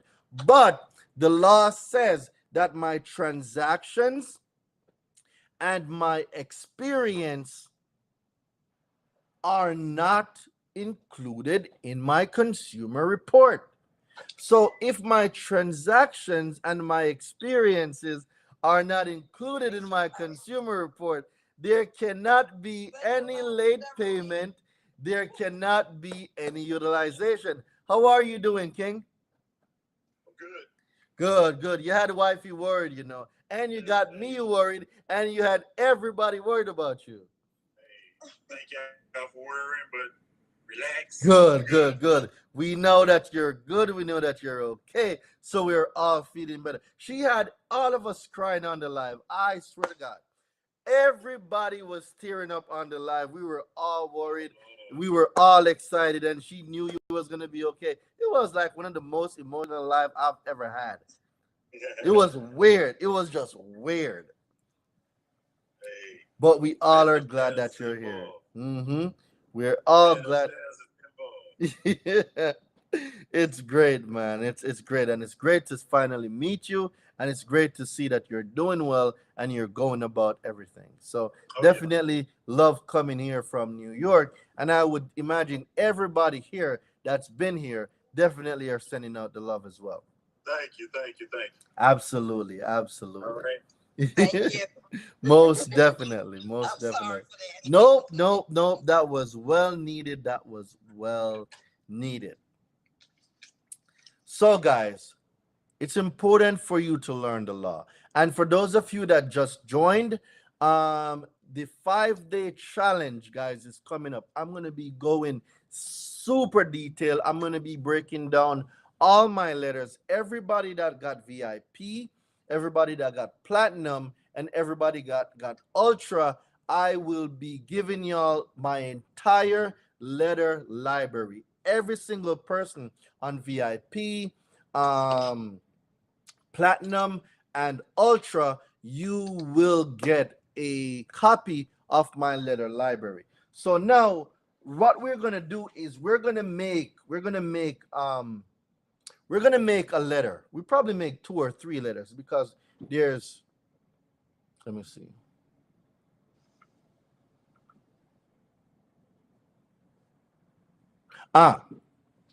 There's a document we need to go over first before we make the letter. All right. So before I go to this document, now some of y'all, we had a deal. Now it's time for me to collect. Did I prove, and let me know, did I prove that your FICO is not a part of your consumer report?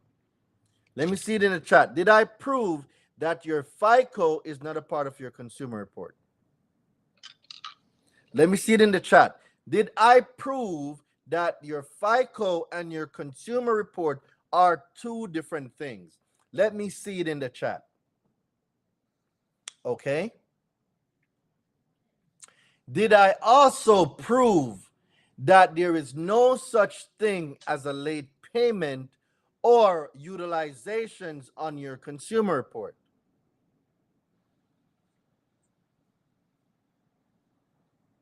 Let me see it in the chat, guys.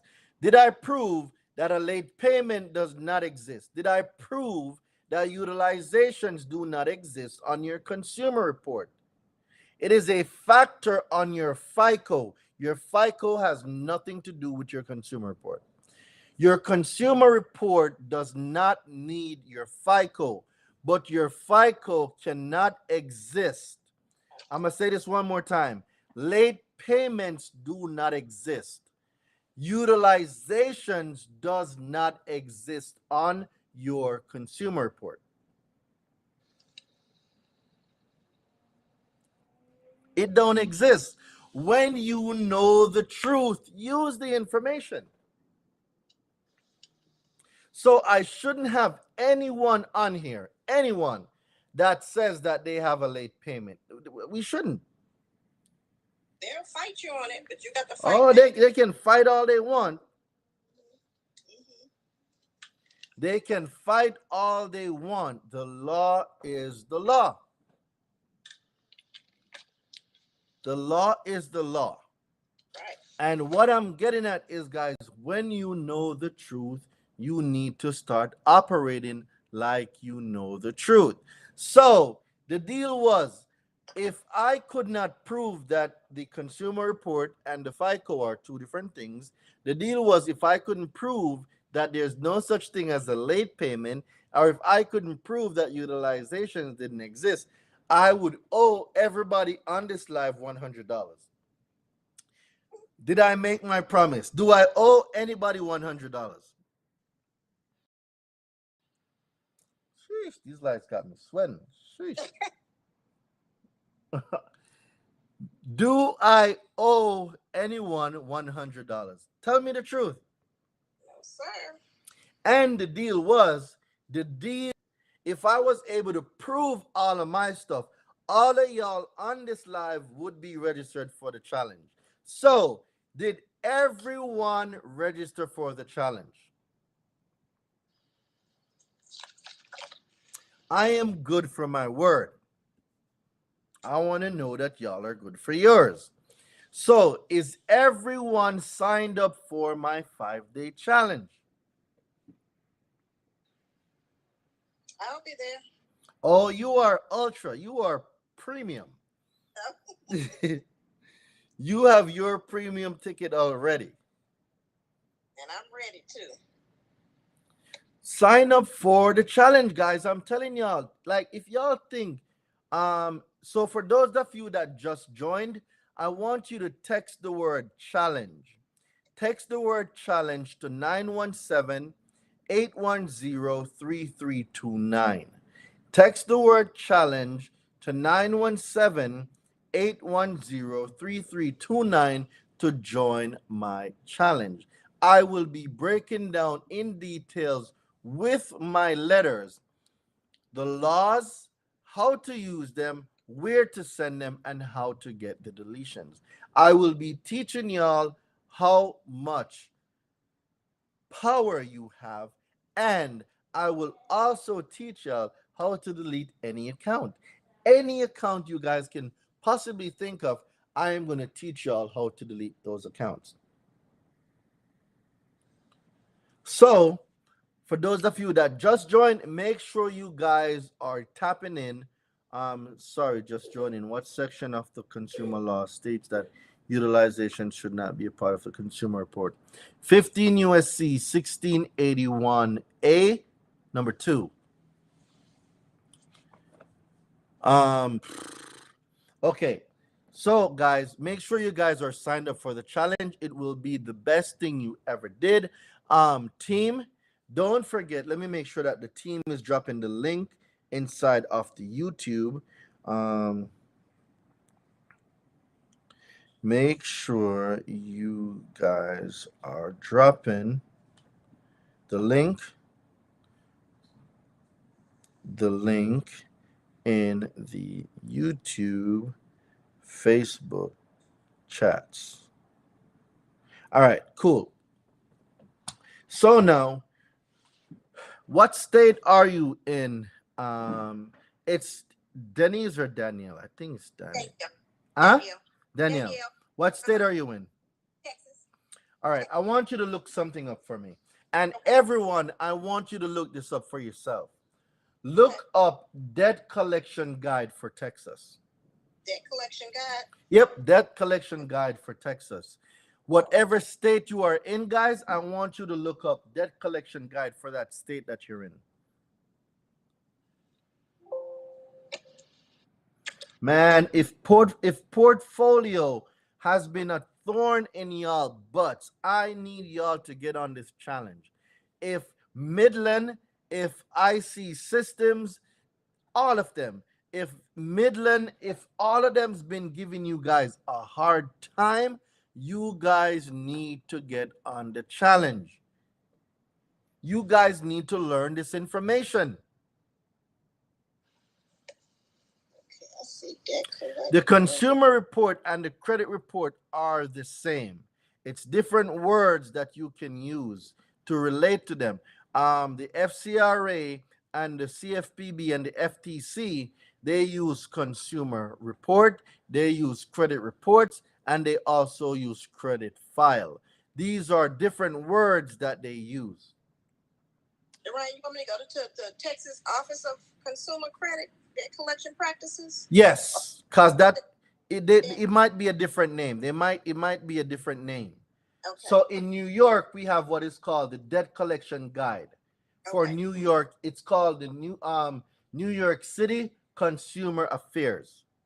So each state or each city, they might have a different version or a different name, but it's relatively the same thing.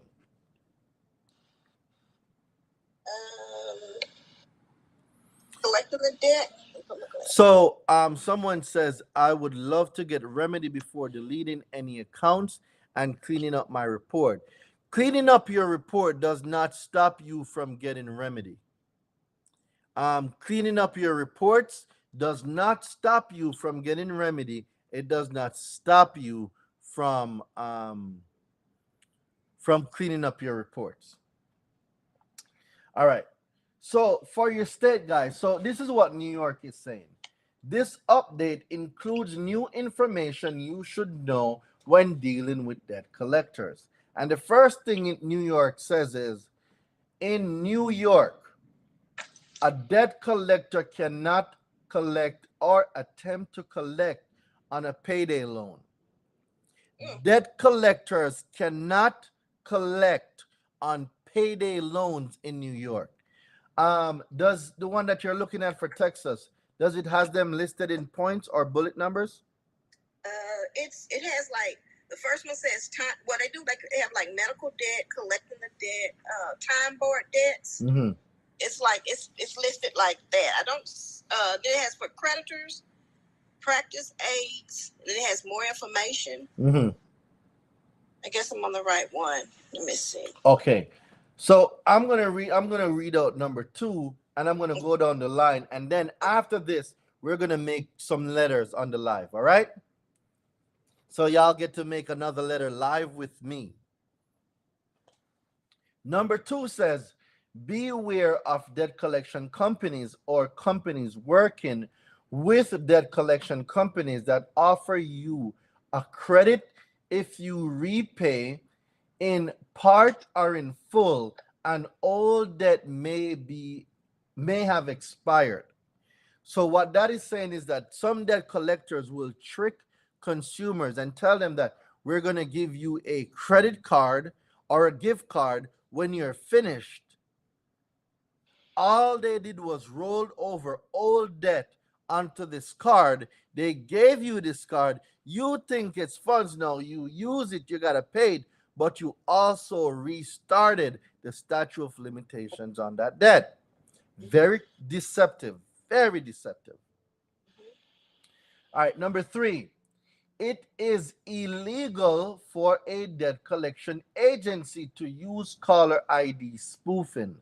What that simply means is a debt collector or a debt collection company cannot disguise their number as another number like government numbers or stuff like that.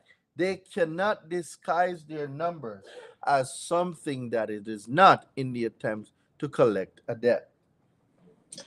Right? And then New York is saying no. An introduction. The New York City Consumer Protection Law provides the strongest anti-harassment protection in the country. When it comes, wow, that's a big statement. New York says they are the best in the country to deal with debt collections, collecting a debt. New York says, yo, we are the boss. That's a big statement. Let's take a sip to New York. Mm-hmm.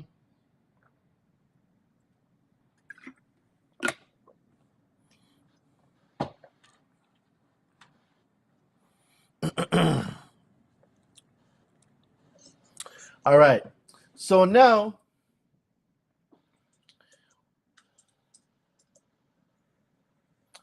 licensing. See, a lot of you don't know. Some states, New York particular, a debt collector must have what is called a DCA license. So let's write that down. DCA license. I will need that later when I'm making my letter. LISCENCE.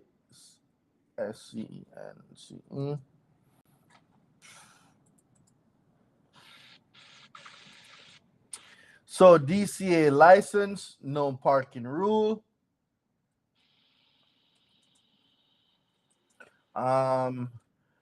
We need to remember DCA license, no parking rule, cease and desist, cease and desist, and refusal to pay. So let's make sure that we don't forget those words. All right. So in New York, I'm going to say this one more time.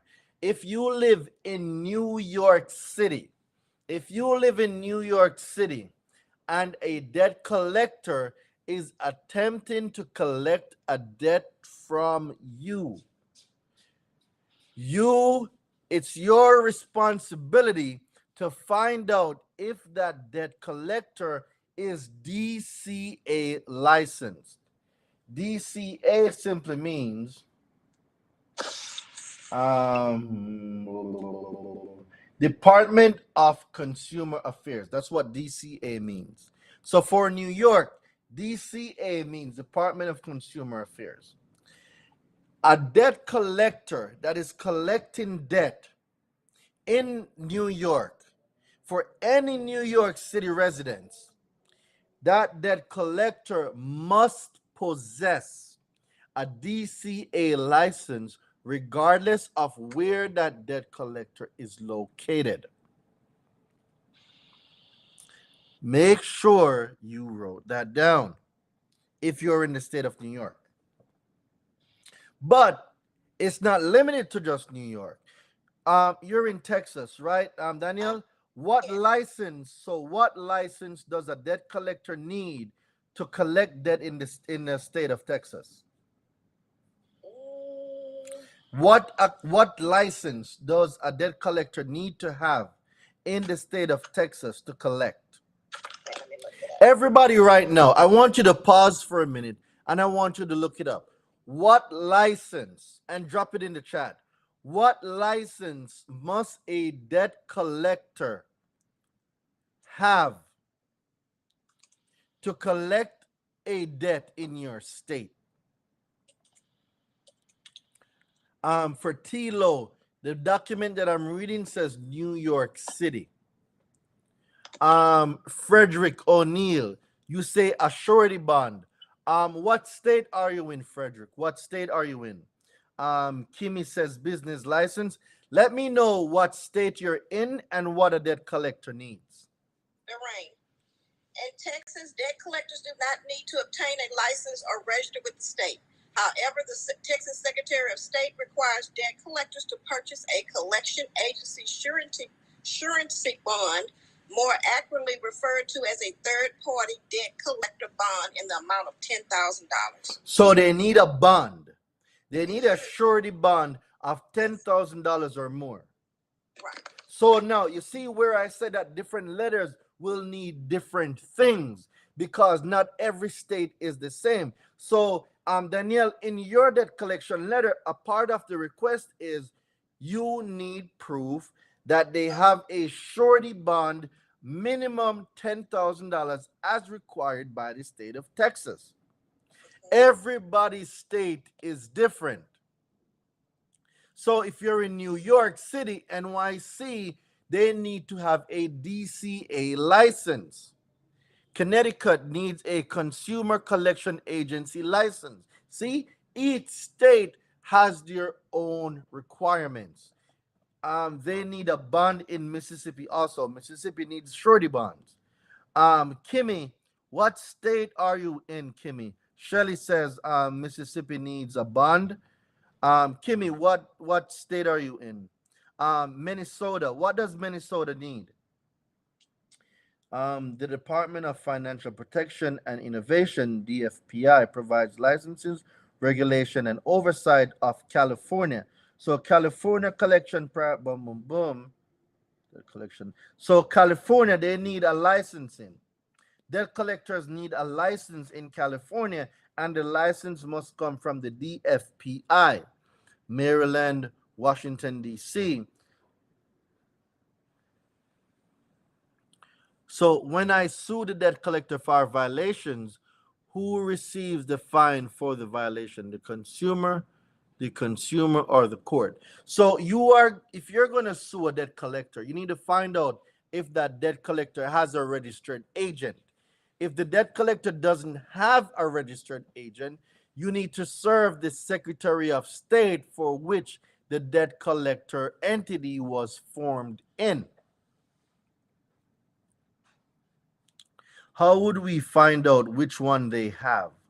You can ask your state, Kimmy, your state has requirements, right? Your state has requirements. So let me give you an example. New York.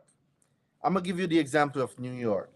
New York says all debt collection agencies that seek to collect personal or household debts from New York City residents must have a DCA license no matter where the agency is located. So if there's a debt collection company that got on the spaceship with Elon and they went to Mars and they're trying to collect a debt in New York, New York doesn't care if they're on Mars.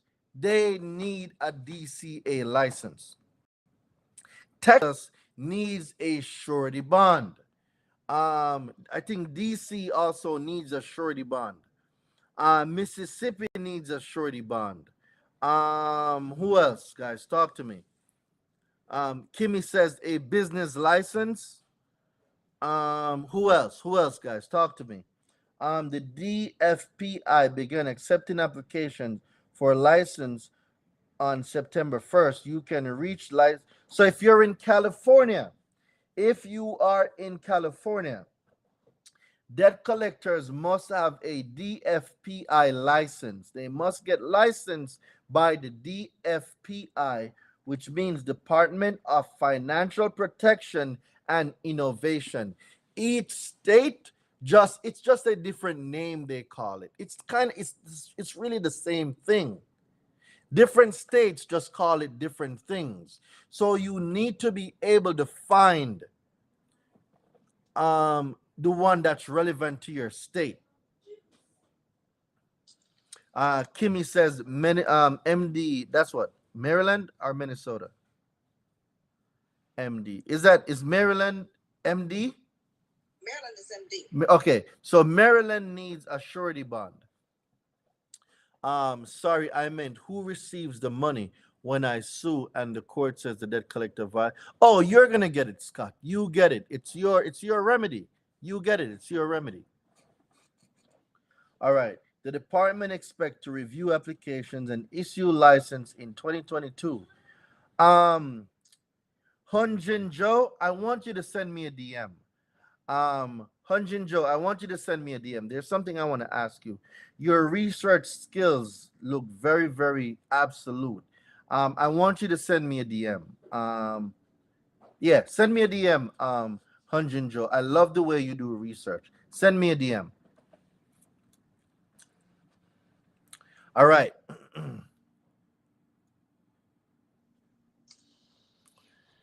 Now, let me see. The Texas debt collection law can be found in Chapter 392 of the Texas Finance Code, September 14, 2022. See, this is why a community is important. You see how you guys are now sharing the information? So, Texas debt collection law. It seems like Texas has their spin-off as well to the debt collection law. And from what I'm seeing here by Frederick, if you go to the Texas Finance Code, Chapter 392. So Chapter 392 of the Texas Finance Codes outlines debt collection in Texas. It's important that, guys, we are looking up the information and that we are helping each other. Very important. All right. What license do we need in New Jersey? I don't know. Ogdu, you got to tell me. What license? So, Ogdu, I want you to put in what license is required for a debt collector to collect a debt in New Jersey.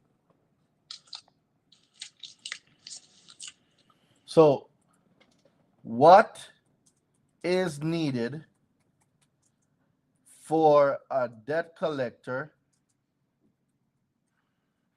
to collect a debt in New Jersey.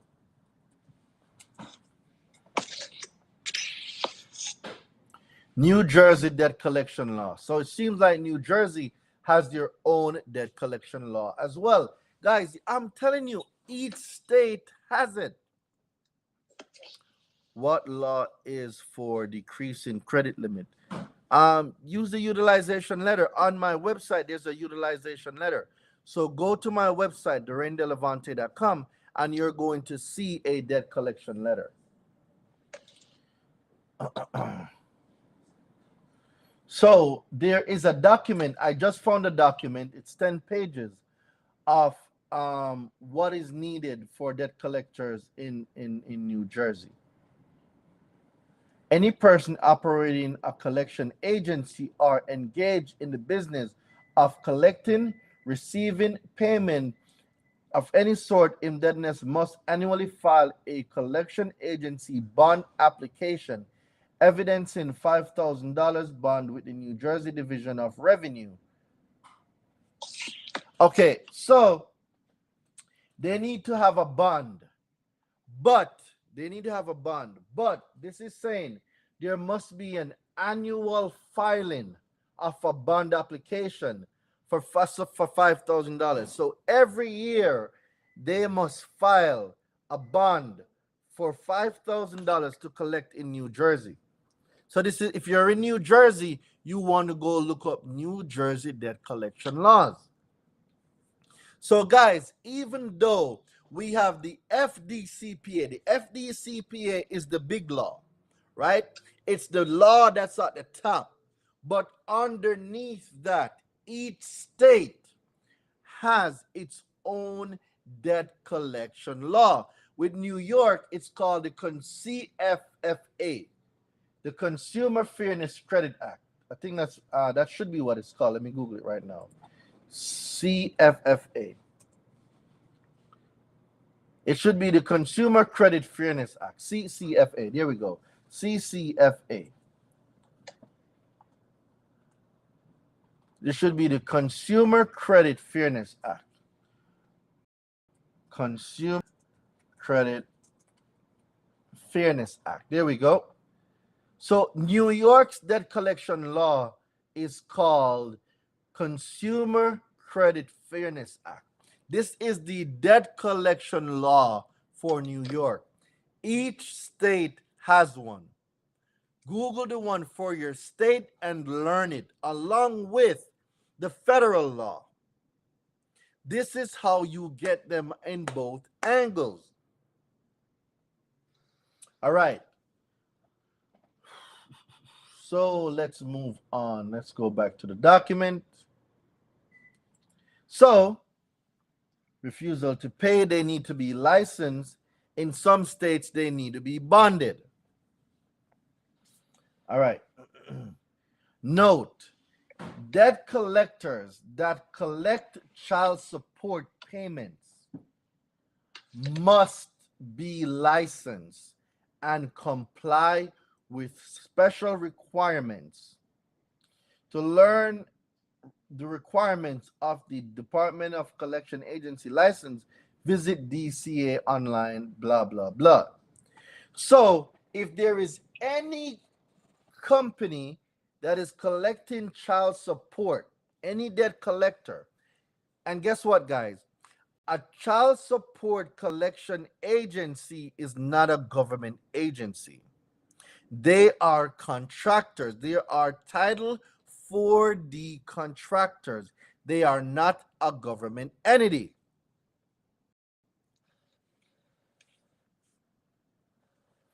They are not a government entity. All right, so let's go down. What should you do when a debt collection agency contacts you? We know that part already. Boom, boom, boom. All right, false claims and harassments are illegal. A debt collection agency may not make false statements, including claim that it represents a government agency, sheriff, marshal, we know that. They cannot threaten you, we know that. They can have threatened to report you to immigration. We know that. They can claim that you committed a crime. We know that. They can threaten that they will have you evicted, take or garnish your wage, take the money from your bank account, or take your personal belongings without first obtaining a judgment against you in court. So, if a debt collector threatens you, if a debt collector threatens you, guys, you need, like any conversation. Let me see y'all put the word record in the chat. Somebody put the word record in the chat right now. Drop the word record in the chat. The department expects to review applications and issue license in 2020. Okay, cool. Hunjo, I'm telling you, man, you got some skills. I definitely need to have a conversation with you.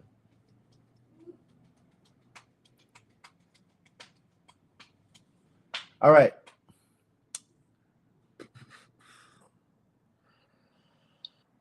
When you send inquiries, hold on. I just got tipped $10, guys. Somebody tip me $10 on YouTube. Let's go. When you send inquiry dispute letter that you have no account with to a creditor, do you send them your last four or birthday so they can access your file? No, you don't have to. King knows. What you do is you want to use my 24-hour inquiry deletion guide. Text me the word right now. Let me give you guys a free ebook. For everybody on here right now, if you want 2 free ebooks from me, let me see y'all put ebook in the chat. King, this one's for you. If you guys want 2 free ebooks from me, put the word ebook in the chat right now. Let me see. If y'all don't put it in there, I'm not giving it. Let me see who wants a free ebook right now. Okay. Text the word remedy. REMEDY. Text the word remedy to 917-810-3329. When you do that, it's going to ask you to add me as a contact. Add me as a contact. And then you're going to see the link for 2 ebooks. You are going to get 2 free ebooks from me, but you must add me as a contact. That's the stipulation. So you get the ebooks, you add me as a contact, and you're going to get it. Somebody put something right now in the chat that I couldn't find the name of the debt collector license for Illinois. Illinois. So let's look up debt collection rules for Illinois. So debt collection laws for Illinois. Illinois debt collection law, the ultimate guide.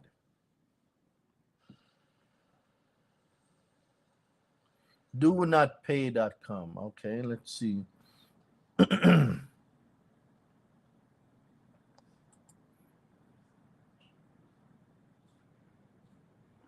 Nope, that's definitely not it. Illinois debt collection laws. So let's see.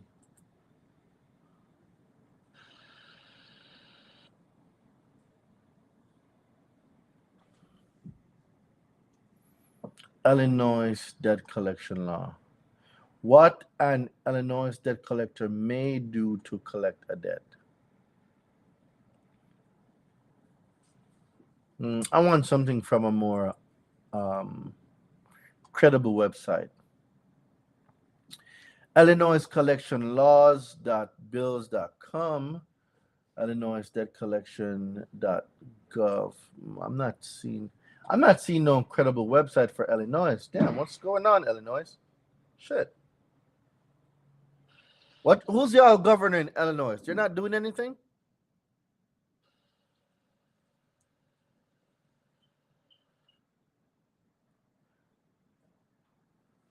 Illinois, why my rights? Man, Illinois is just operating naked out here. Like, damn. Yeah. I don't know, bro. Illinois looks a little bit weird right now. I'm not seeing nothing coming up on no government website. I'm not seeing anything. Illinois is just riding dirty. Wow. They need to take a chapter out of New York's book.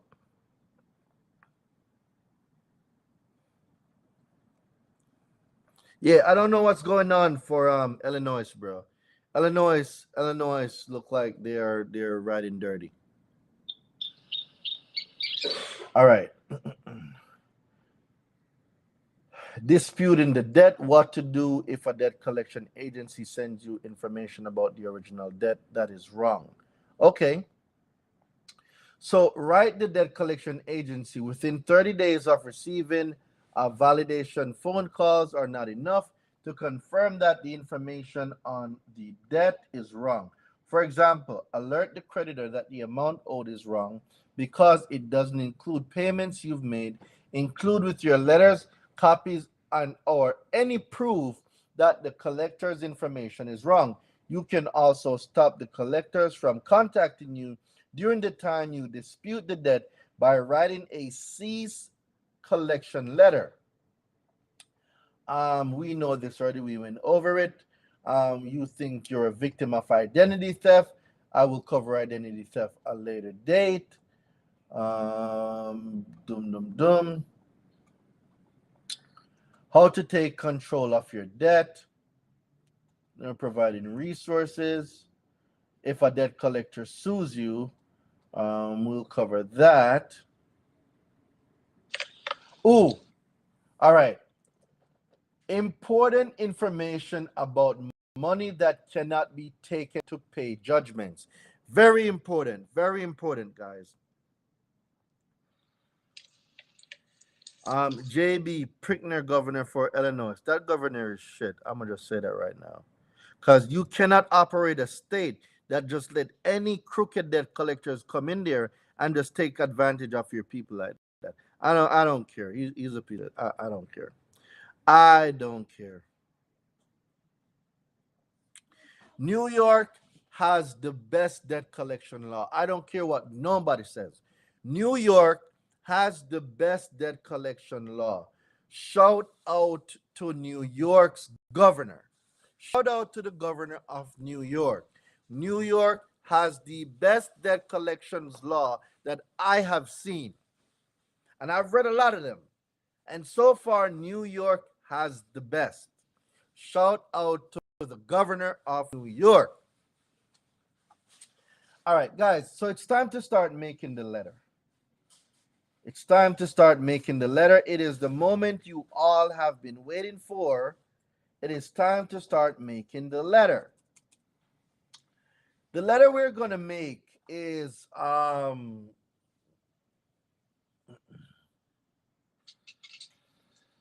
we're going to make a cease and desist and a refusal to pay. So, Nikki, I see you keep putting question signs, but I'm not sure what those question signs are for. Nikki, did you ask a question? Because if you did, I didn't see it. Definitely put that put your question back in the chat because I didn't see it. Indiana too, please. It's a bit confusing for me. It's gonna take a while, guys. There's 50 states. It's gonna take a while for me to go through all these states.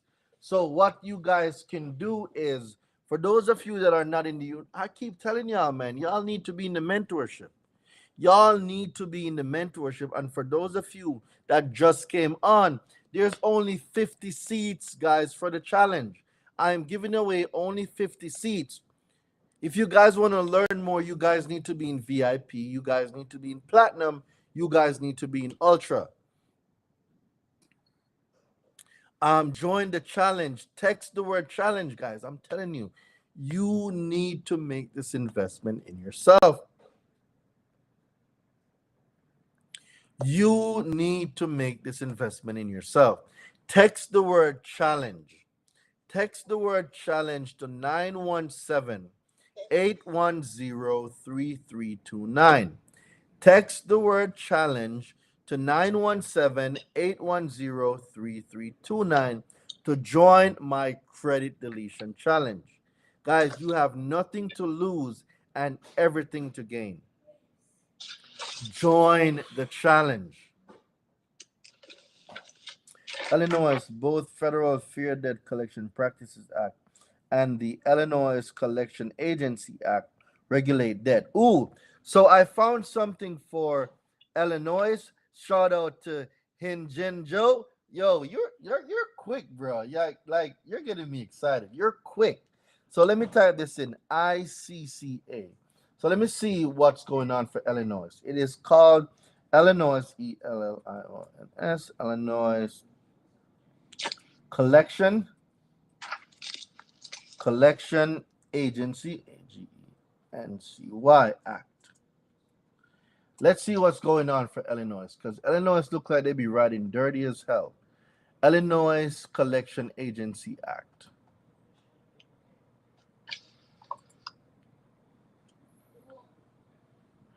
All right. So Illinois compiles statutes, chapters 225, professions and occupations, boom, boom, boom.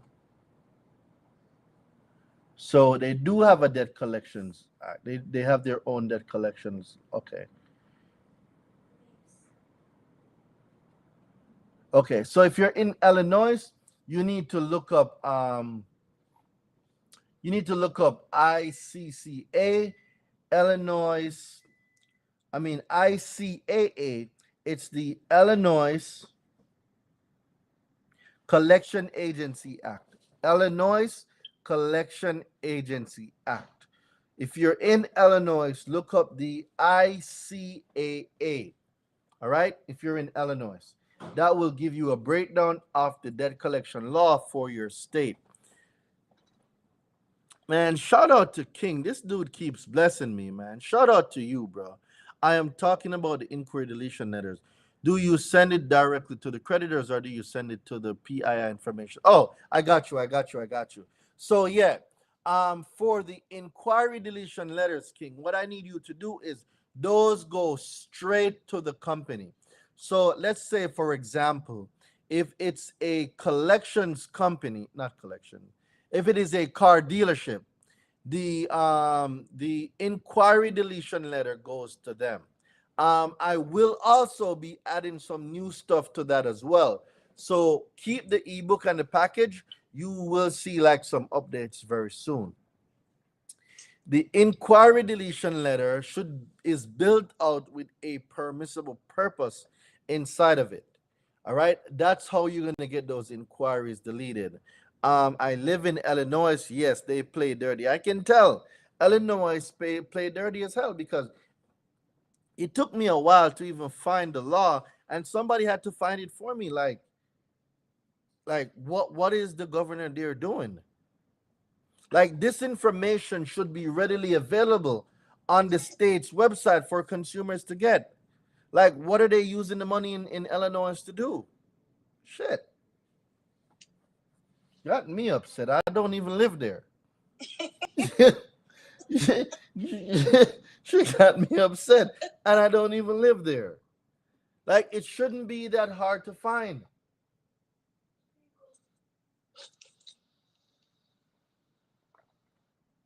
They don't expect us to read anyway. Huh? They don't expect us to read anyway. Yep, but now we are reading, and we're changing the game. Exactly. Mm-hmm. Oh, we're about to build a letter. So we're gonna build a cease and desist first. We're gonna build a cease and desist first. So let's build that. Let's build that one out first.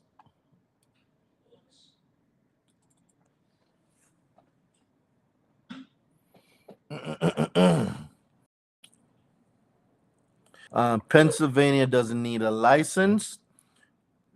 Pennsylvania doesn't need a licensed person to collect a debt, but the company has to be in a different state. Okay.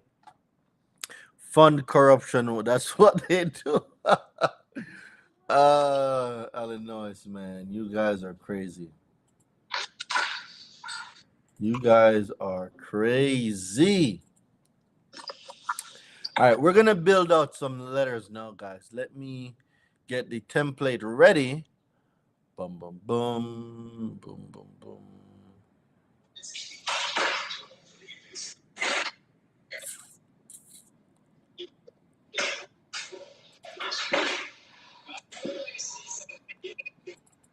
All right. So right now, we're about to build a letter. If you guys are ready for the letter, let me see y'all put some letter symbols in the chat.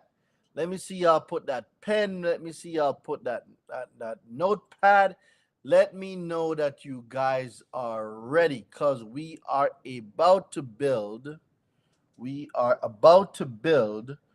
We are about to build some debt collections letter. I am going to put everything on in Yo, Illinois is trash, man. I don't mean to talk shit about y'all state, but yo, y'all need to really start making some complaints, because Illinois look like they are not protecting their consumers at all. Shout out to New York. Shout out to New York. I'm gonna say that every day. Shout out to New York. All right, so now let's get into building the letter. The first thing we're going to say is we're going to have your name, address, city, state, zip, what date it is, the collection agency name, address, zip, and account number. Oh, speaking of which, I did get a letter from a collections company. Now that I think about it, I might as well make this letter for them. I'm gonna walk y'all through the process when I'm making a letter. Yes.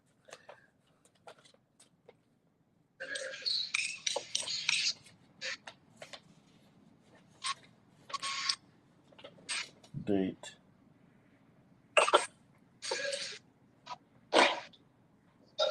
All right. So a collection agency decided that they were gonna send, if you don't send the creditor an SSN, DOB, etc., how can they verify the credit file to remove it? Because it has the account number. King, there's an account number attached to it. Each inquiry. If you want to send it, it's fine. You don't have to. The inquiry has a date. The inquiry has a name. The date and the name of the inquiry. You do not need to give them your SSN. You do not need them to give them your date of birth. The date and the name of the company and what consumer reporting agency they pulled the reports from is sufficient. So if you do not want to give them your SSN or your date of birth, I would recommend you don't. You do not have to give them that. All they need to know is on this date, you pulled my consumer report from Experian. See attached. Here is a copy of my credit report. I'm going to highlight it. That's all they need. You do not have to send them anything at all. You don't have to give them your SSN. You don't have to give them your social. You don't. Yeah, you don't. For everybody that just joined, text the word remedy. Thank you, brother. You answered my question. Absolutely, King, and I thank you very much.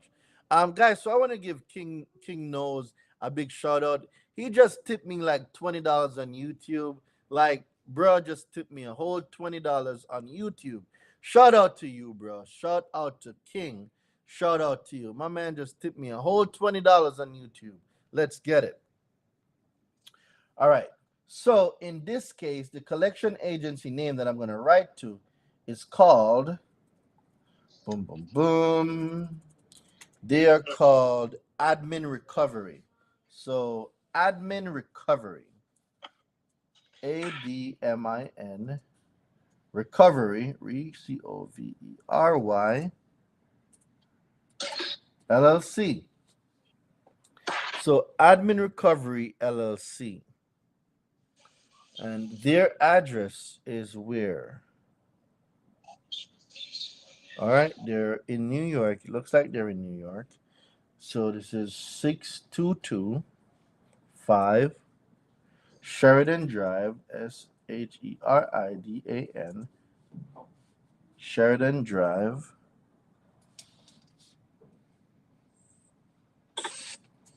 Suite STE 118, Williamsfield, Williamsfield, Williams, Williamsville, Williamsville, Williamsville, NY. All right, 14221. All right, bet. So Danielle, I'm getting a lot of feedback from you. I'm gonna ask if you are able to mute, or I'll get you back in a minute. We're gonna build the letter, so I want you tapped in. All right. Okay. All right. So there's an account number. So let's see if there's an account number listed here. Yes, there is an account number. So we're gonna put the account number here. 6101041235273. All right, so that's 6006 1010 412.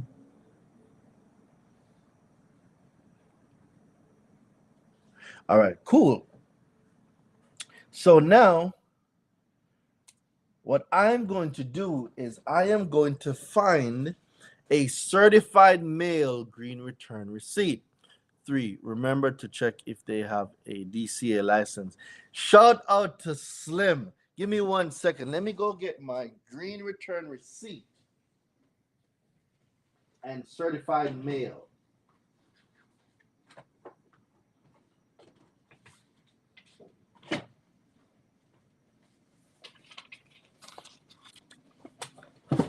All right, guys. So y'all see that I don't play. Certified mail, right? Green return receipt. I am not playing with nobody. I'm getting my certified mail and my green return receipt. I am not playing with no one. So right now, we're going to build out this debt collection letter.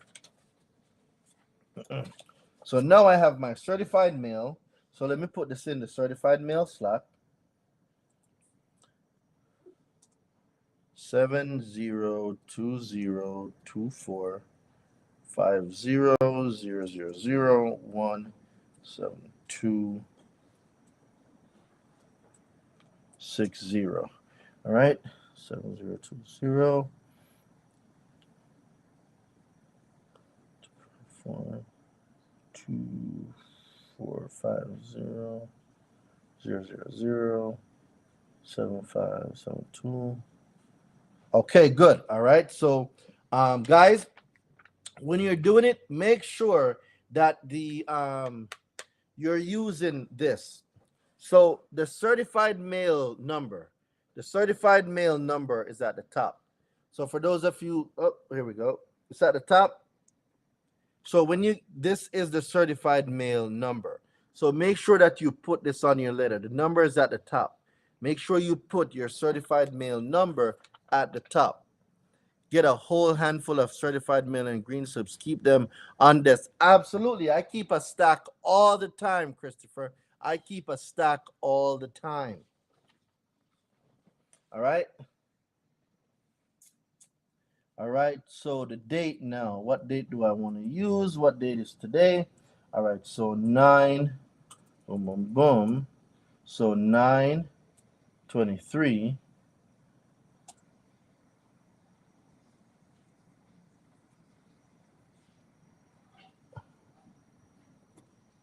All right, boom, cool. All right, so now we have the date in place. So what I'm going to do now is we're going to get into the letter. So now you have your address, name,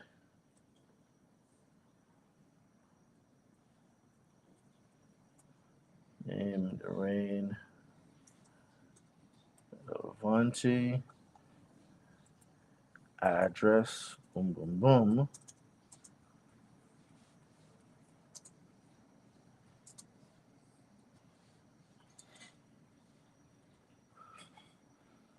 All right, we got Bronx.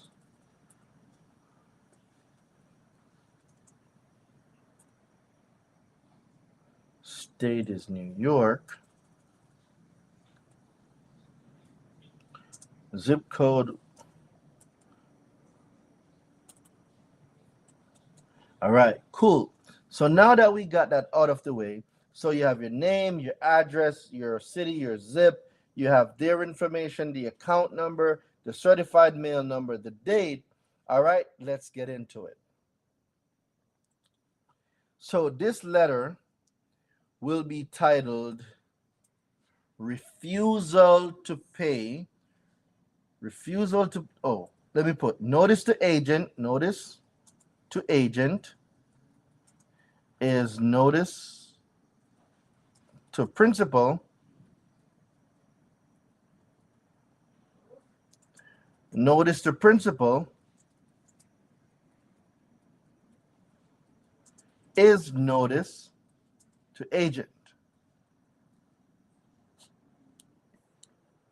Are you building the cease and desist and refusal to pay letter? Yep, that's exactly what I'm doing. Wait, it says that they need to list their DCA license number. Is there one on the letter? Check that because they could break the law by not having it there. Yo, shout out to Slim. Guess what, Slim? I am going to look for that too. So let me see if their DCA license is shown on here.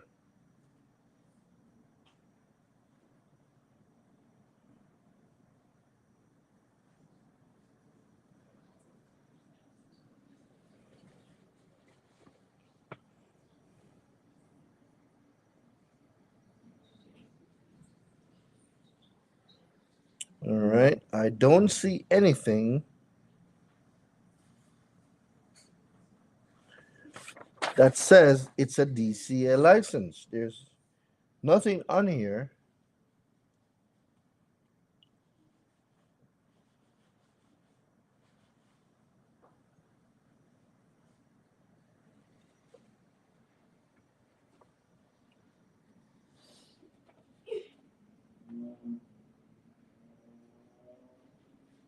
Yep, there is absolutely nothing on here.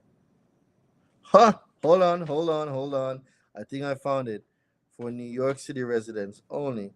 New York City Department of Consumer Affairs license number. All right, they got their this one look like they might be onto some shit. All right, they have their DCA number listed. Okay, great. These ones look like they might be on point, guys. This one look like they might be on point. Okay, let's see how much deep y'all go into this debt collection world. It is on. It is on. It is on. All right. Quick question before we start. Huh? Can I ask you a quick question before we start? Yeah, go ahead. In what order do we send the cease and desist versus the refusal to pay? Anyone you want to. You can, as long as you send them both together. It doesn't matter how you send it. Okay, gotcha. Mm-hmm. All right, so let's get that. Boom, boom, boom. I know what's crazy. What I can do is I can actually turn this into an affidavit. If I really want to get nasty with it, think y'all can get me, huh? Y'all don't know who y'all playing with. They don't know we're the credit hero, and they don't know that bottom page 4, bottom section, item 2. What does that mean? New York is not sleeping. Page 4.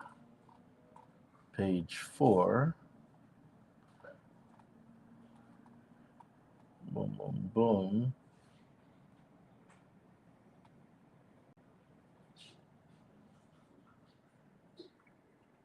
All right. Check the box that a debt collection provided the following by law. The collection agent must provide the following information in all communications: the name of the original creditor, the amount of the debt, the callback number. Make sure the debt collector sends you validation. Always request that. All right, cool. All right. Notice to agent is notice to principal. Notice to principal is notice to agent. All right. So now,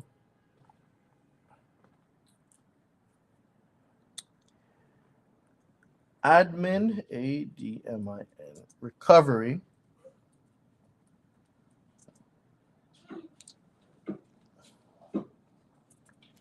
Admin Recovery LLC.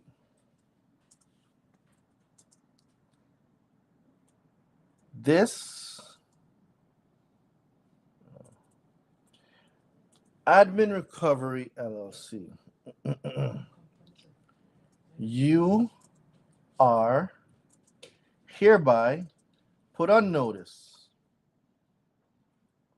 Put on notice.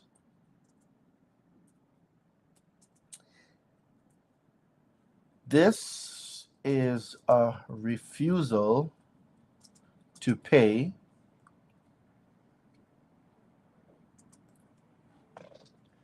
as per 15, nope, person, not as per,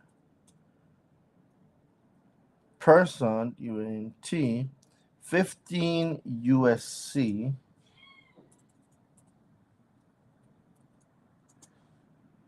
$16.92 C. All right. So this is a refusal to pay person 15 USC 1692 CC 12 CFR 1006. What was it? 1006.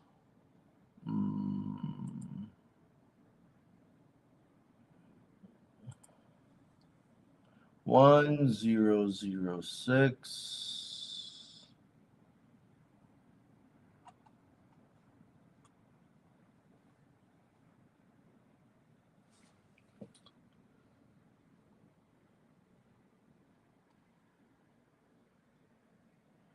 No, where is the here we go. All right, person to okay, here we go. 1006.6 1006.6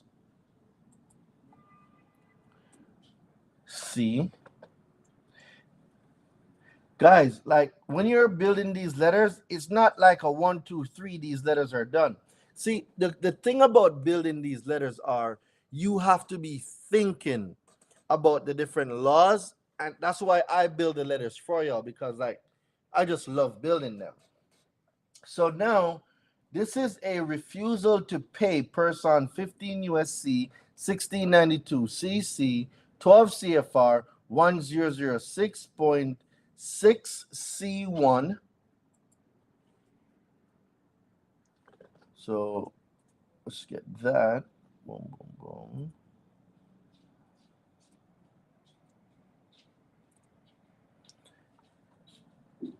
.6 C1.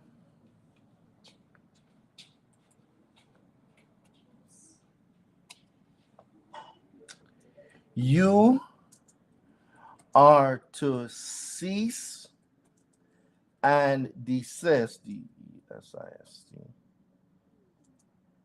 the collection. You are to cease and desist any and all collection activities of this alleged debt. You are to cease and desist every and all collection activities regarding this alleged debt, A-L-L-E-G, alleged debt immediately.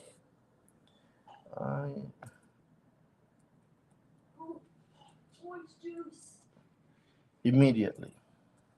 So this letter is not going to be a long letter. What we're doing is we're getting straight to the point.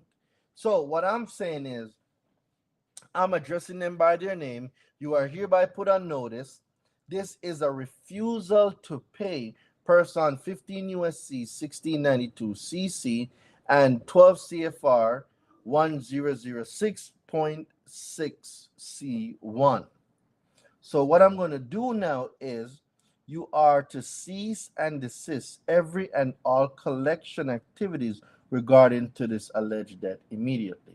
So what I'm going to do now is I'm going to copy now that section of the law.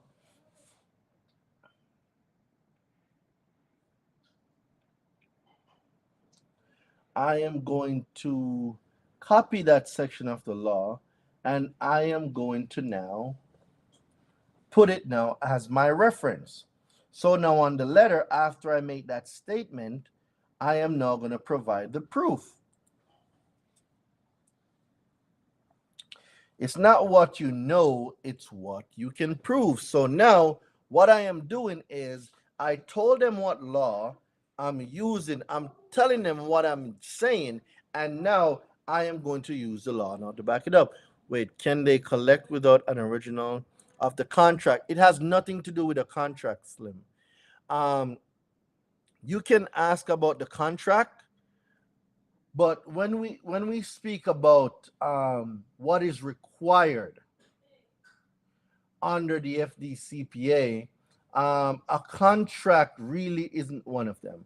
So when you go to 15 USC 16, I don't want to use the CFR. Let's use 12 CFR 1006.34 under notice for validation of debts, right? When you use the notice for validation of debt, the other thing that you must keep in mind is nothing in the law that I've read. It says the original credit information, it asks for other things, but nothing in there asks or speaks about a contract. I am not sure. Yep, I just laughed. I am not sure where this contract thing came up from, where it's saying that we need to ask them for a contract. I have never really seen it reading any of the law. In the validation section, contract isn't there. I didn't see it. Maybe I overlooked it. I don't know. But when I read it, nothing in the validation of debt says that they're supposed to send you a contract. I never saw it. There is nothing in there that says they need to send you anything with a signature or with a wet signature. It's not in the law. And one of the reasons why a lot of people don't get results when they are deleting debt collection is you guys are asking for the wrong things. You're asking for stuff that is not in the law. They don't have to respond to you. If it's a savvy debt collector, the ones that actually know the laws and are doing it the right way, they don't have to respond to you. There is nothing in the validation process that speaks about a wet signature or a contract. I haven't seen it. That's why some of them won't respond to a lot of you. And this is not to throw shade, but I really want you guys to start getting in the habit of asking them for things that the law says they must provide you. When you ask them for things that is not in the law, guess what? They can give you whatever they want, and it's not a violation. When you request stuff now that the law says they must give you and they don't, that is a violation. So we need to comprehend what really is a violation and then what is not. All right. So now, let me see. Communications with a consumer.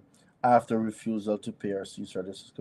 Prohibition, except as provided in paragraph C2 of this section. If a consumer notifies the debt collector in writing that the consumer refuses to pay a debt, or that the consumer wants the debt collector to cease further communication with the consumer, the debt collector must not communicate or attempt to communicate with that consumer any further with the consumer.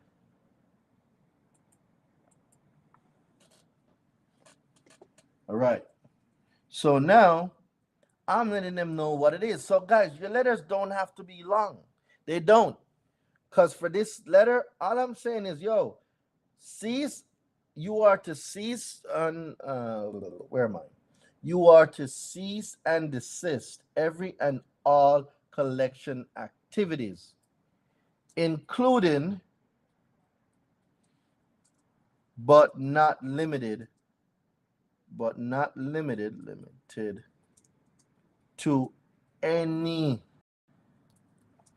form of communication.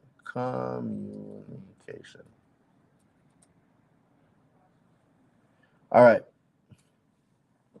You are to cease and desist every and all collection activities, including but not limited to any form of communication regarding this alleged debt immediately. That's it, right? That's all I'm sending to them. This is the first letter. I don't need to go crazy. I am letting them know, hey, this is a refusal to pay. That's number one. And number two, you need to cease and desist. That's it.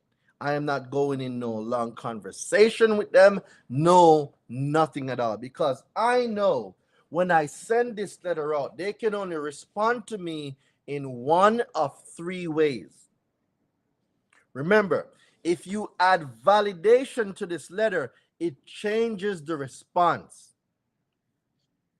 So what I am doing is I am sending them this because I am only looking for a specific response. If they send another letter now, it becomes a violation. If the letter comes back, so let's get into what they can. And also, they have a removable piece of thing on the letter. There's a thing called the model form B1. Let me see you guys put model form B1 in the chat. Model form B1. Let me see y'all put that in the chat. Model form B1. And what the model form B1 is, it is a template of how the debt collectors are supposed to send correspondences and how these correspondences are supposed to look. So if you go on Google, go to Google, and let's find the model form B1 example. So model form B1 debt collection example.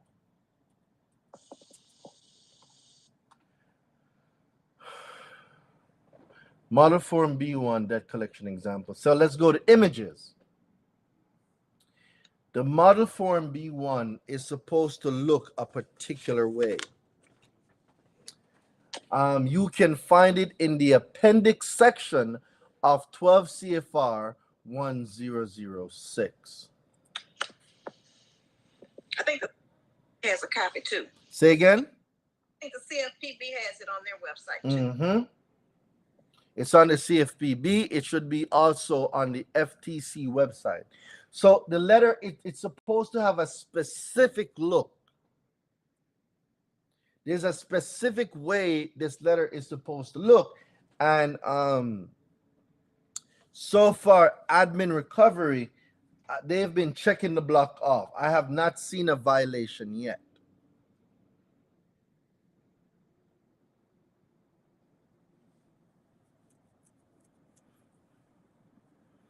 So it looks like they might be on point.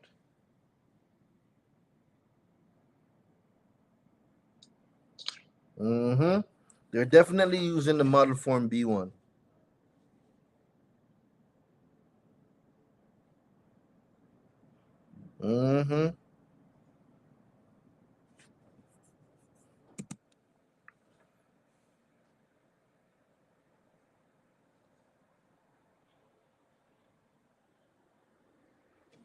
Yep, they did a really good job. All right.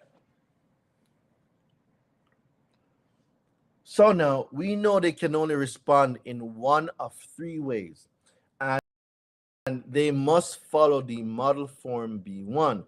So for everyone, I need y'all to look a model form B1 is, so you guys are familiar with. So if you ever get any letter from a debt collector, if it's not in the format of a model form B1, it is a violation of the new law. It needs to be in the model form B1. I think I need a shot. Yeah. Woo. You took it straight to the head tonight. Let's get it. I need a shot. All right. So now we know that they must use the model form B1, right? So what I am doing now, guys,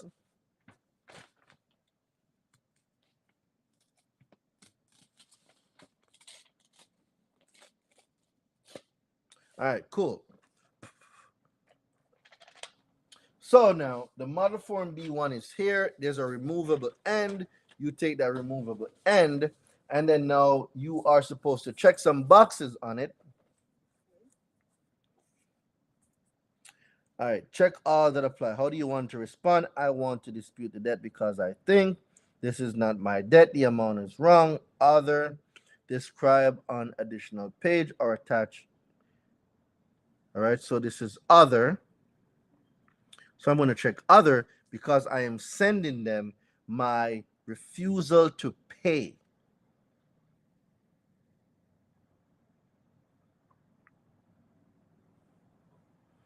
All right, bet. All right, cool. Got that.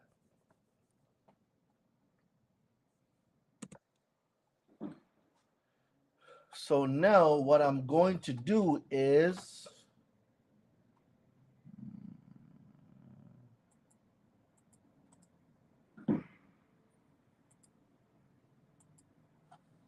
I am going to print this letter.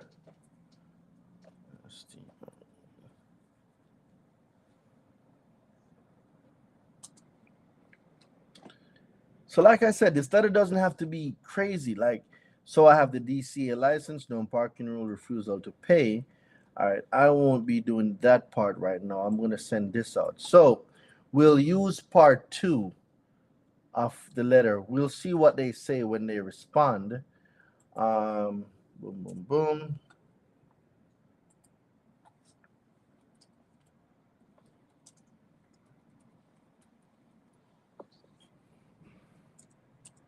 All right, cool. That's it. So now I'm going to print this letter. And I'm sending it out. Because remember, this is the first letter. The first letter don't need to be crazy. The first letter don't need to have a whole bunch of laws in it. Like, this is the first letter. Remember, there's different ways you can respond to a validation letter sent by a debt collector. The 3 ways that I know. A cease and desist. Well, there's more than 3 now. A cease and desist, a refusal to pay, a notice for debt validations, or a validation of debts. Those are the 4 ways that I know, as per the Fair Debt Collection Practices Act, how to respond to debt collectors. Would Credit Karma be considered a CRA? Absolutely. Credit Karma is a consumer reporting agency. Yes. Credit Karma is a consumer reporting agency. Derain, on the letter you just did, I sent out one to this collection agency. It replied back to me, basically saying they don't have time to. They say while we have complied with federal law, factors beyond our control may prohibit us from confirming or denying the presence of inaccurate information within the time frame prescribed by the law. We may not have sufficient time to complete an investigation of this alleged inaccuracy. How is that your problem? I know. So we appreciate the opportunity to respond to your inquiry. So they never did. It needs to be deleted. Demand a deletion. Your next letter should demand a deletion. The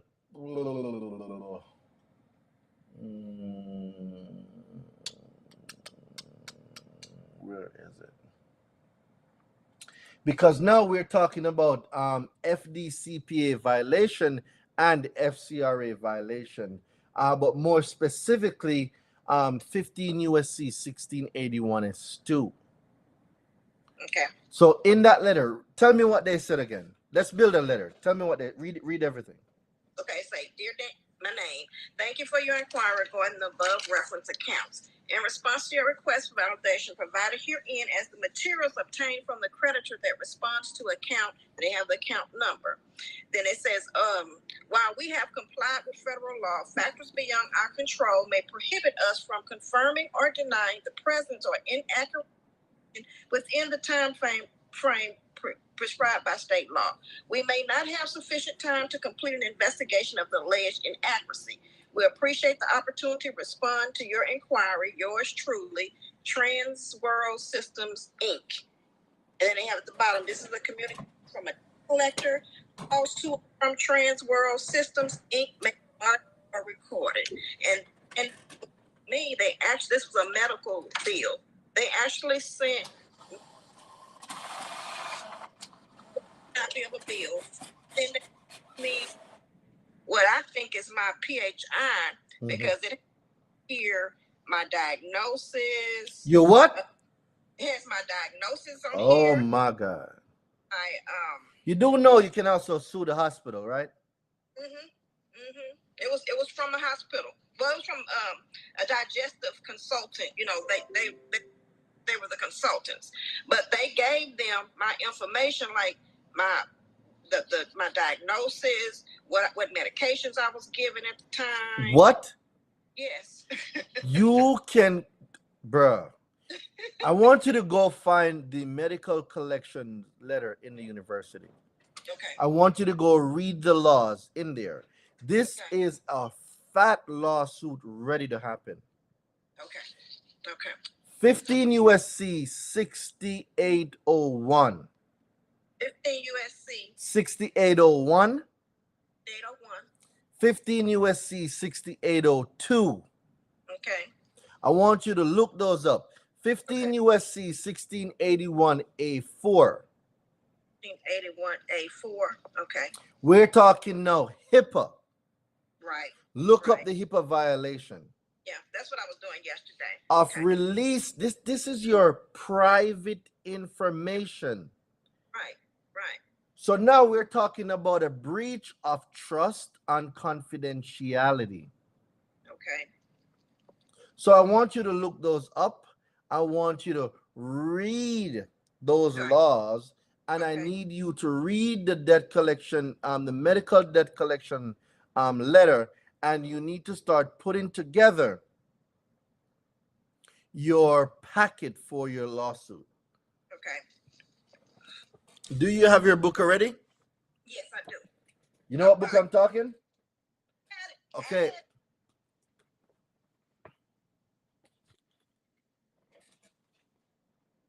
I'm ready. Okay, good. I need you to read chapters 4, 5, 6, and then it's going to bring you into chapter 7. Go start putting your paperwork together and go get the asses. Give me 10%. I'm good with that. Just give me 10%. I'm good. I sure will. Get started on that. They must be out of their damn mind. So this is how I'd respond to them. Y'all are ready for this letter. So when you put the name, the address, and all that great stuff, you're going to put, oh my God, Y'all must be out of y'all damn minds. Okay. What do you mean? You wait, is this item on your credit? They haven't put it on my credit yet. I haven't seen it yet. Okay, good. Okay, good. So, all right. So, I guess I need to readjust the letter. Okay. So, they just send that to you. So, how did you know that they have the account then? They sent me a letter saying that I owed them X amount of dollars, and I'm like, I don't even remember. You know how when you go to the hospital, Bruh, the letter that I just made, use the cease and desist refusal to pay.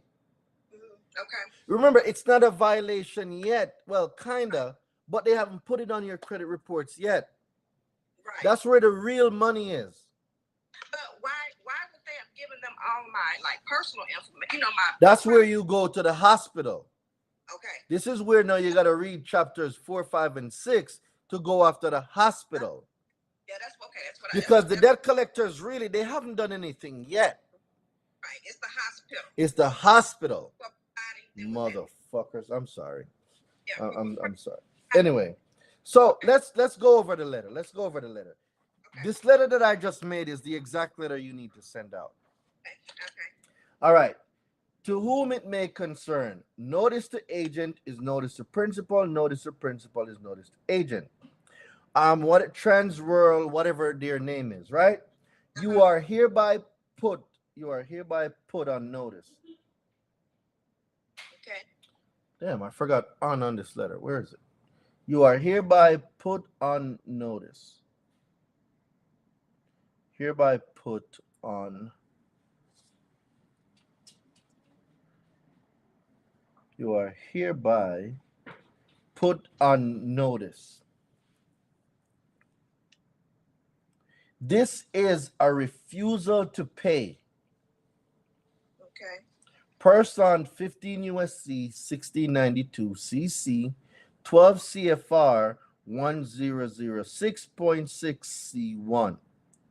You are to cease and desist every and all collection activities, including but not limited to any form of communication regarding this alleged debt immediately.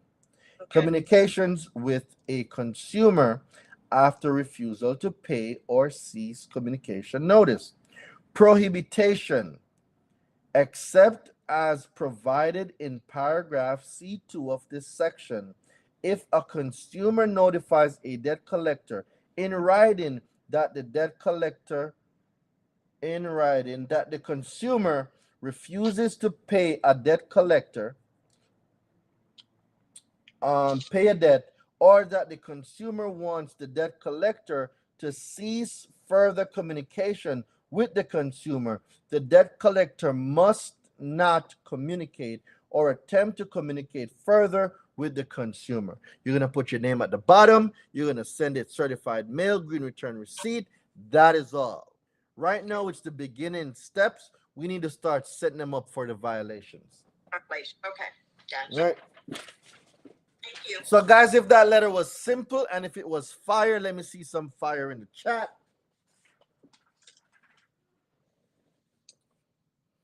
So, let me reprint this letter. If y'all got some value from this letter, let me see y'all put some fire in the chat, guys.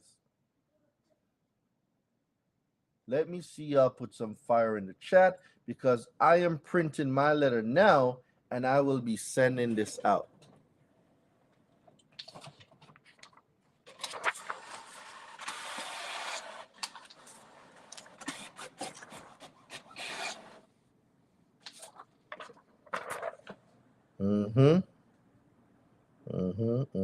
All right, bet.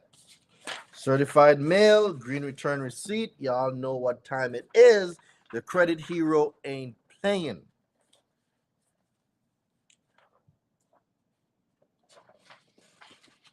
All right. So, guys, before we wrap this up, I will be wrapping it up in at what point do you include 15 USC 1692K? I'm not ready for 1692K yet. Let me see what 15 USC 1692K speaks about. 15, that's civil liability. 1692K. That should be the civil liability section. Yeah, we're not ready for civil liability yet.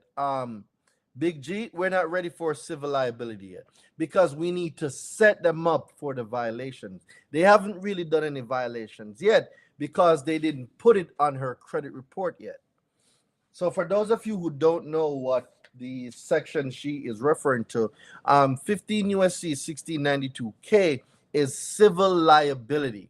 They haven't really broken any laws yet. The hospital did. The hospital did a violation.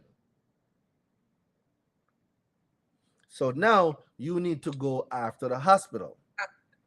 Leaking my fucking personal information out there. You must be out of your rabbit ass mind. Anyway. All right, so I'm going to save this letter. This letter will be on the website, guys. It will be available for purchase by the weekend is over. This is called the cease and desist refusal to pay. So let me get this set up. All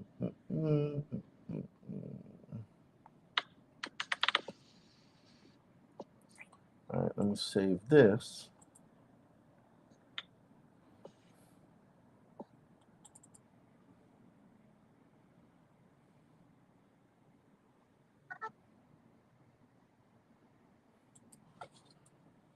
All right, so this is called refusal to pay, cease and desist, debt collection,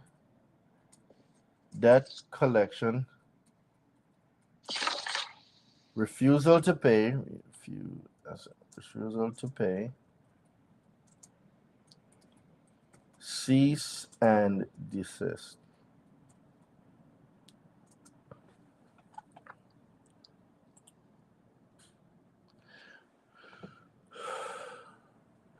And then, boom, boom, boom.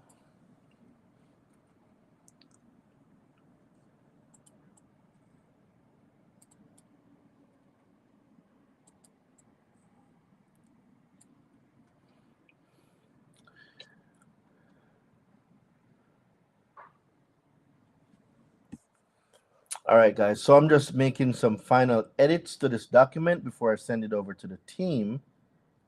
And this letter will be on the website. Should be on the website by tomorrow or probably tonight. So this letter is called cease and desist.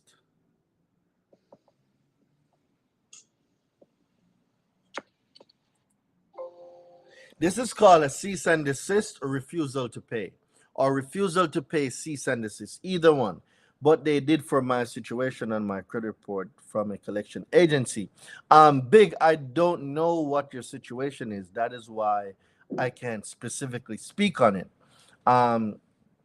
What I want you guys to do is, before I go, guys, for those of you that are new that just got on, I definitely want you guys to tap in for the challenge. What was the stat you used for that letter? 15 USC 1692 CC and 12 CFR 1006.6 C. What is it? 6C1. Those were the two sections that I used for that letter.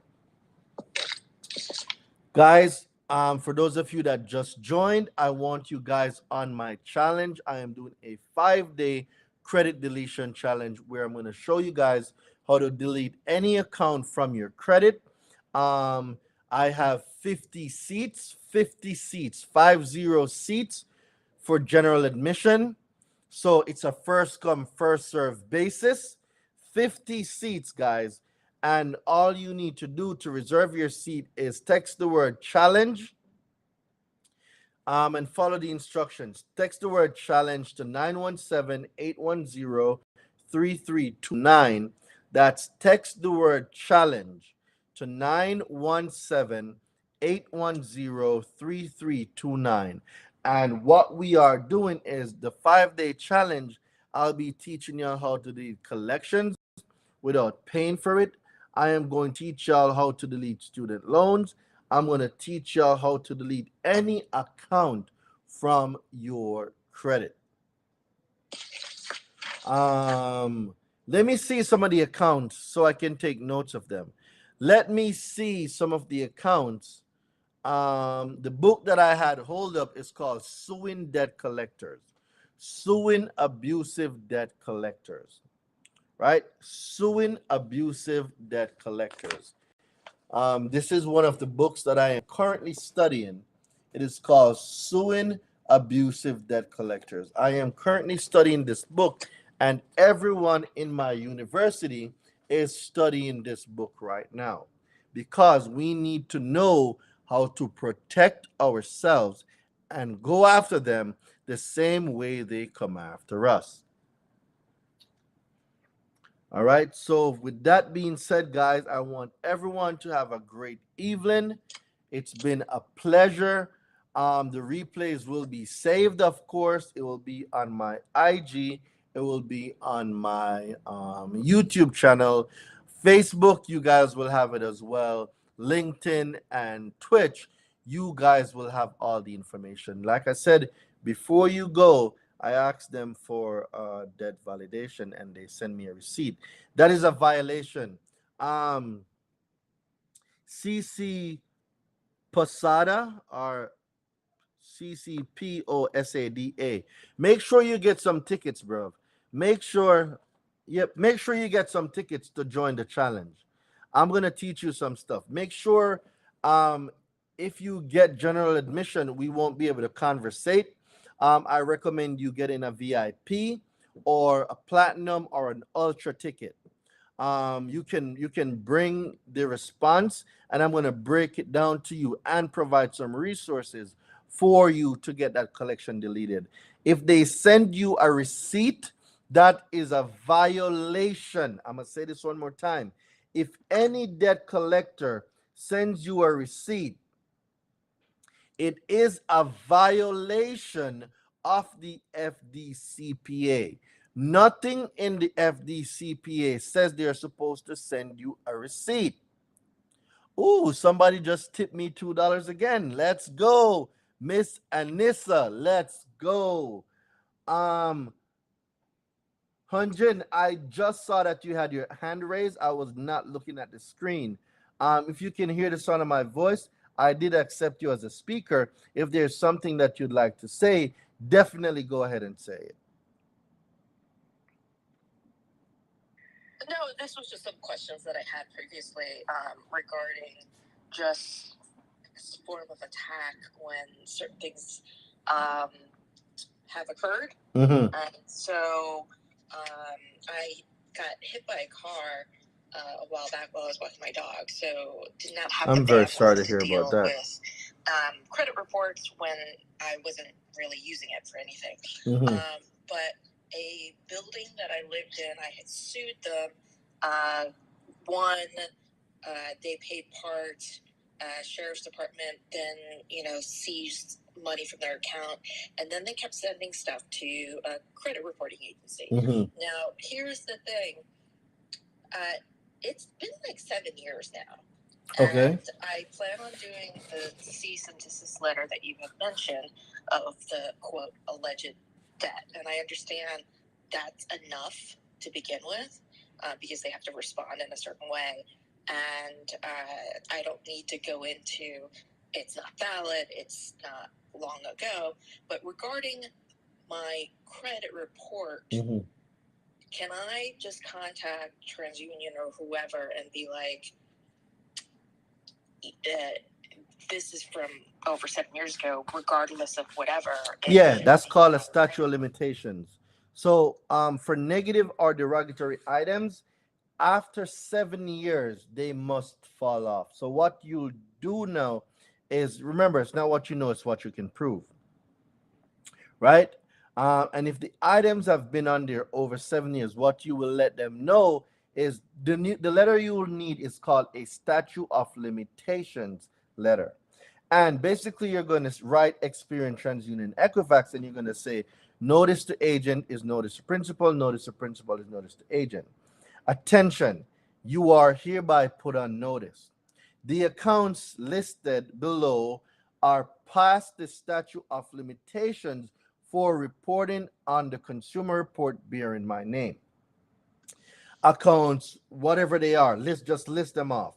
These accounts was placed on my consumer report or the consumer report containing my name on this date, whatever date it was, right? And the FCRA, boom, boom, boom. Let me find the section. There's a section that speaks on statute of limitations. 15 USC 1681. What section is it? What section? So I'm gonna have to find out like the first time it showed up on my credit report. The history should be there. The history should be there. The one way for you to find out is to question it, because if it's no, they'll tell you when they have the record of it, right? Because if you don't ask, closed mouths don't get fed.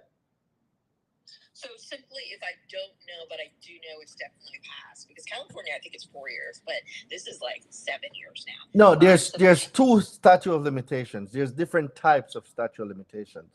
So there's a statute of limitation to collect on an alleged debt. That's one.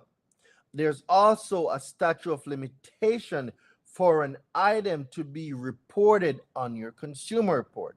There's different statute of limitations. And there's also date of last activity. There's different stuff for different things. But in your case, if it's an age debt, right? If it's an age debt, we're talking about the statute of limitation from when it first got on your consumer report and the time now it's supposed to fall off. Like inquiries, the time limitations on inquiries are 2 years. After 2 years, the inquiry must fall off. So regarding like you simplifying everything, because that's one thing you've been talking about. Like people are asking for way too many things. People are including too much information that's not related to what is at the issue at hand. My simple thing would be then is that it's just past the statute of limitations to be on my credit report. Yep, that's it. It's past it. It's past the statute of limitations and for I would to have be to on there. do that to the credit reporting agency, TransUnion. Correct. Correct. For each account. Correct. So when you look at your Experian, I want, man, wait, hold on. Everybody's tipping me today. What's going on? Yo, I'm making some money. I just got a $20 tip again. Shout out to you, Slim Daddy. Godly. Everybody's tipping me today. I am very thankful, guys. I'm gonna take a shot to that. Give me 1 second, Hinjin. Let me just take a shot for that. They're tipping me. I feel good today. I see you put the hands up. Thank you very much. Can I make a statute of limitations letter? You know what, guys? Tell you what. Tomorrow night on the live, I'll make a statute of limitations letter because I'm getting ready now to close this live. There's a section that I'm looking for. I saw it yesterday, but for some reason I can't memorize it. Or at least I haven't memorized it yet. This FCRA stuff is a lot to remember. Sheesh. Where did I find it? Conditions and form. Where would I reference that it's? I'm gonna tell it to you. I'm gonna find it. I have to find it. Like now that you've said it, I have to find it. It's a section that speaks on it's a section that speaks on bankruptcy. It should be C. Got it. Got it. All right. So it should be C, effective date. Okay, bet. I want you to go to 15 USC 1681 C. C as in Charlie.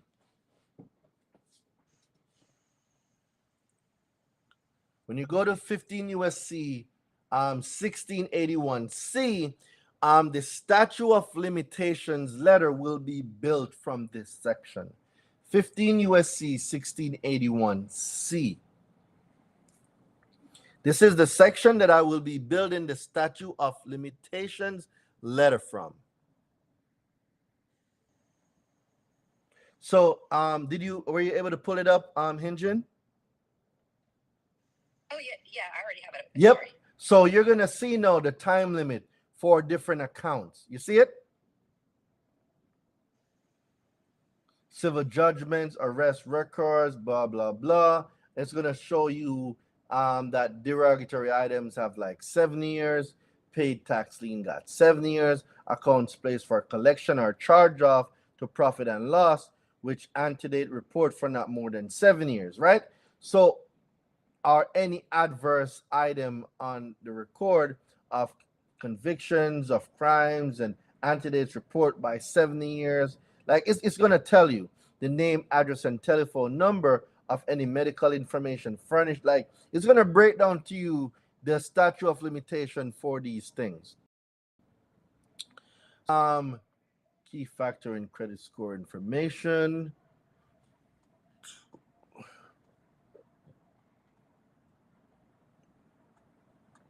So basically, for any derogatory or negative item, it's 7 years.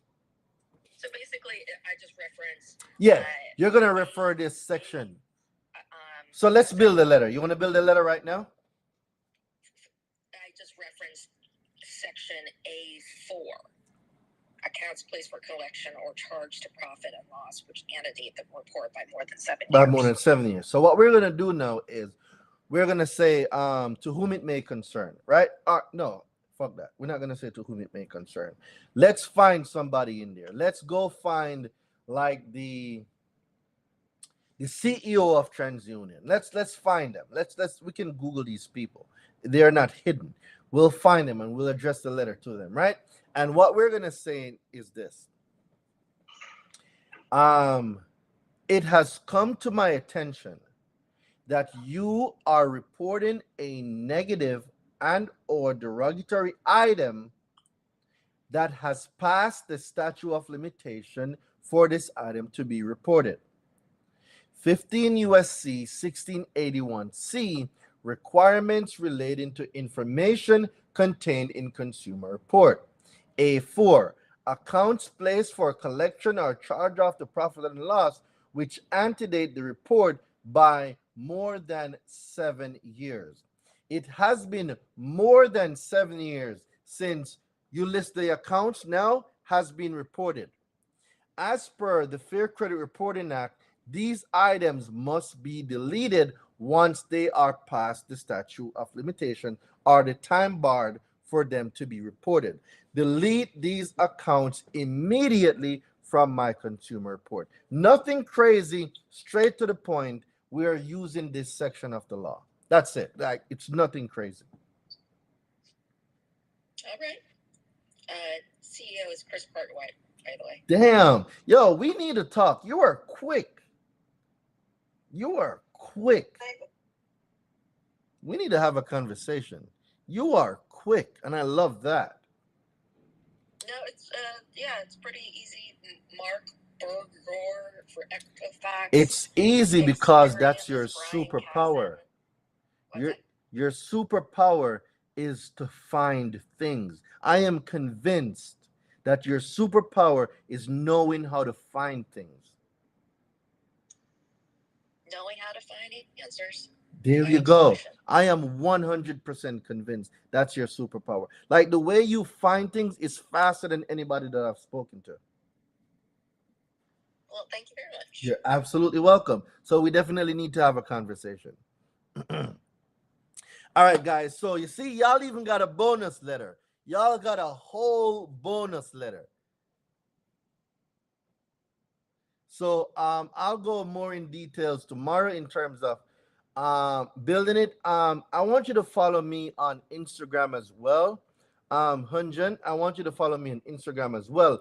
I am not as active on Clubhouse as much. Like there's just too much drama in these Clubhouse streets.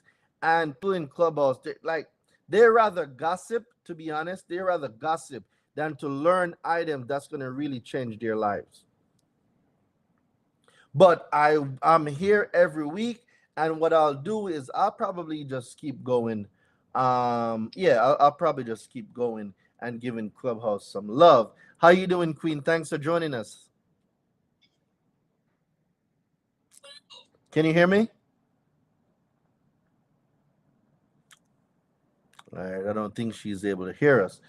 But so let me answer this one question before I go. Is there anything else that you'd like to talk about, Hinjin, or you'd like some clarification on? No, you covered a lot. I mean, there's still like other stuff, but it becomes more very specific for me and not something that can be I got you. generally gleaned by everybody else who's listening. Okay, so the first thing I want you to do is I want you to clean up personal information, right? I want you to clean up your names, variations of your names, addresses, phone numbers. Clean those up. Then if you have any excess inquiries, I want you to get those deleted next. Clean those up, and then I want you to go ham on the other stuff.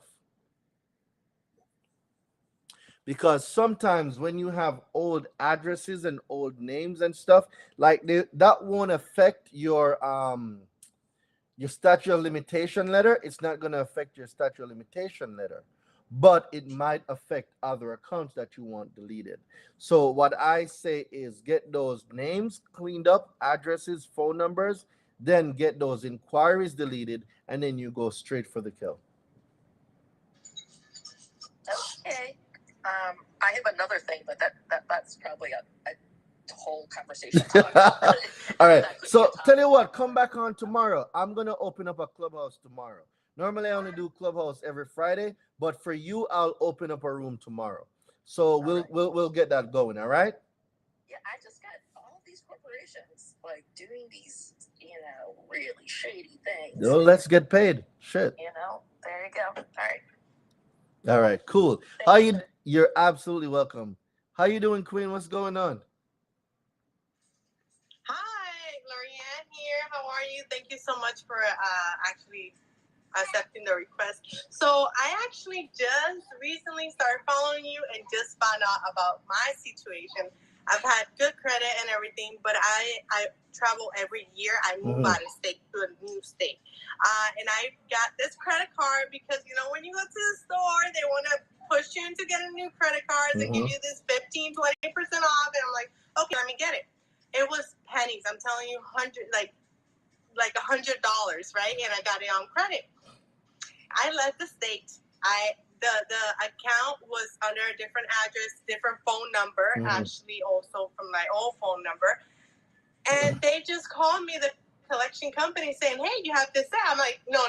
So thankfully I didn't accept anything. I was like, no, I don't know what you're talking about. I'm going to, dispute it. So following everything that you're saying, I, thinking about sending the verification letter to the collectors. But what should I do? No, don't send a verification letter yet. What's the first thing that you got? A phone call? A phone call from the collection, never from the actual bank. Okay, that's fine. It's been like more than 6 months because they had a different phone number. And then I called the bank and just now sent them my new address and my new phone number. That's fine. All right. Is it on your credit? Yeah, it's charge off. Yeah. Huh. All right. Do you know when it got on your credit? Yeah, like last year, I want to say. Last year when? That's October. October, November. Okay, so that was before the new law.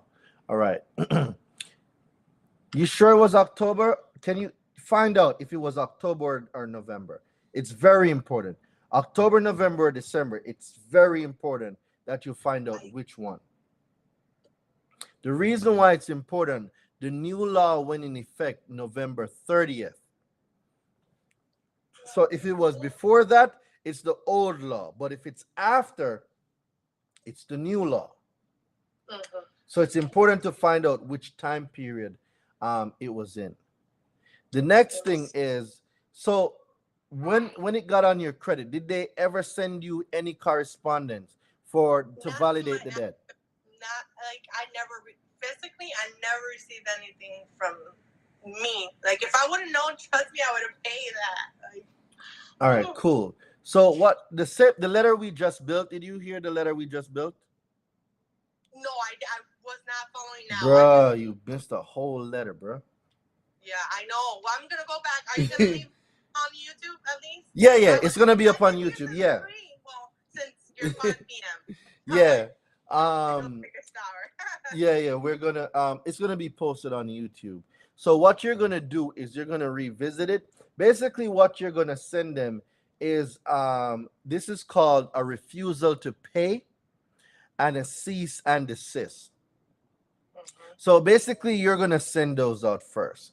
They can only respond with one of 3 ways. Now, I'm telling you this to let you know that when you send this out, there's a possibility that they might try to take you to court. There's a possibility because under the 3 ways for them to respond, it says A, they're going to terminate all actions. B, they're going to invoke specified remedy. And then the third one says they'll invoke it if they have it to take, right?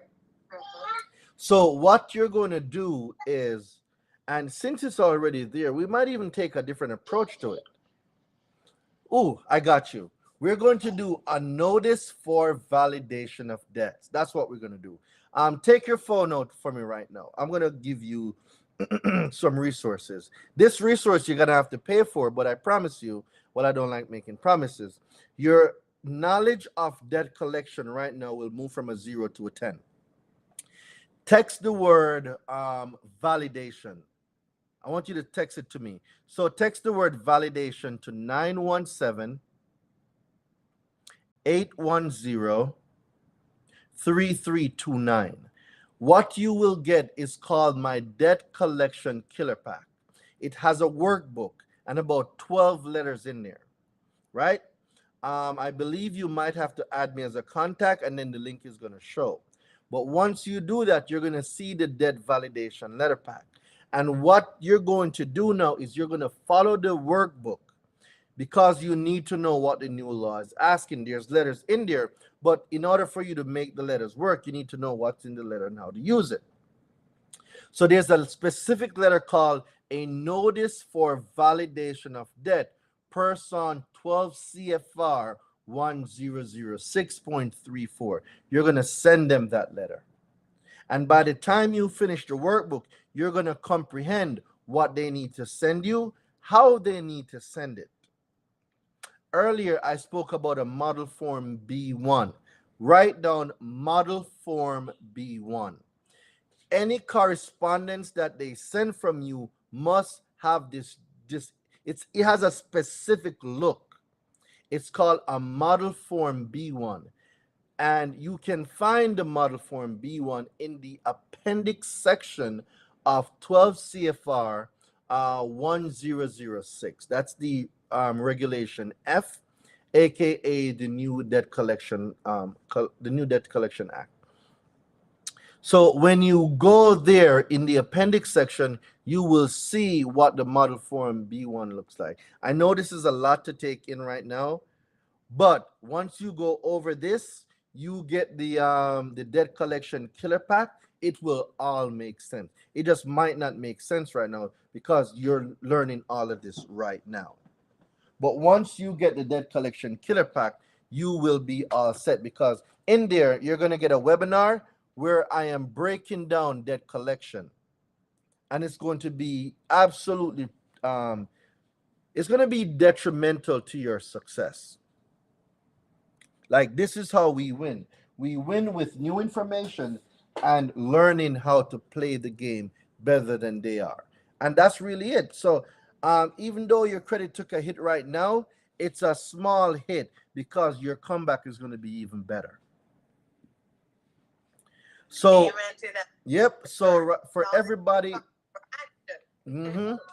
for everybody that has a debt collection issue, if you text the word validation to 917 810-3329. I did a training. It's called the Debt Collection Killer Pack. It has 12 letters, a webinar, and a workbook. Game changer. And what happened will never happen to you again. And even if it does, guess what? You know now how to defend yourself. Okay. Okay. Sounds good. Yep. Sounds good. I'll do that. But then actually taking the route of you said notice of debt validation. Yep. Fine. That's the letter you're gonna get. So that's the letter you're gonna look for in the debt collection. Request, Hold on, or is that the letter? it's coming in choppy. I can like your Go ahead. Is the notice of debt validation? Is that the validation of the debt from the collection? Yes, but no. Yes, but it takes like the debt validation before and the debt validation now is different. It's a different process. So what I did was I made a training on the new way. The debt collection killer pack that you're going to get, it has the training. And you're going to see the different things now that a debt collector must send you.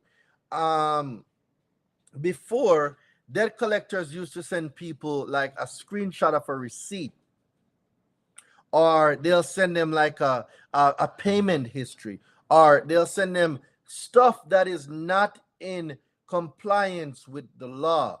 Well, now what you are going to do is you are going to hold them accountable based on the law for them to give you what the law says. And if they cannot do it in 30 days, the account must be deleted. This is how you're able to delete collections without paying for it at all. Yeah. And then once I actually get your package, this is going to guide me. Like, I understand once I send that, and obviously try to look for the stuff that's not in compliance. But then what do I do after that? Like, I'm still stuck on, okay, I find the fault, and then what do you do? Like, you send out the letter. You send out the letter. The notice for validation is the first letter you're going to send out. And bro, you got me on Instagram. Hit me up. Yeah, I will. My best recommendation is for you to be in the university. But if it's just one debt collection account, then, I mean, I think you'll be all right. If there is more stuff and you want to learn this, and the fact that I don't want to judge, but I'll say you look Spanish. Yeah. I'm going to also assume that you're bilingual. So yes. There's not much people. I wish I could speak Spanish. It's if someone can teach me an easy way to learn Spanish, like I want to learn. There's a lot of our people that are Latinos that don't know this information, and I can't present it to them because I don't know the language. Like, I wish to God I can learn Spanish. Like, if anybody's hearing me right now and you know how to teach someone Spanish, I want to learn Spanish. Yeah. Well, and like you're saying, like, information is power, you know, in a sense, because you also, like, when you don't have the right information, you don't take the right actions, and then you're just digging yourself in a hole. And I just started sharing. I'm coming in here live, and I started sharing it because I'm actually military, and this can happen. Oh shit! What branch? An army. I'm a veteran, but my husband. Oh my God, me too, bro. Where are you stationed? Right now we're in Washington. Okay, so I'm reserve. I'm in the National Guard. My unit's in Scotia. I was in Kuwait in 2020. Wow. Yeah. Nice. Thank you for your service. Then. Thank you for your service. Okay. Well, we'll definitely stay in touch, and I will send you that text. Let me make sure I got your phone number right. 917-810-3329. Okay. I'm telling you, bro.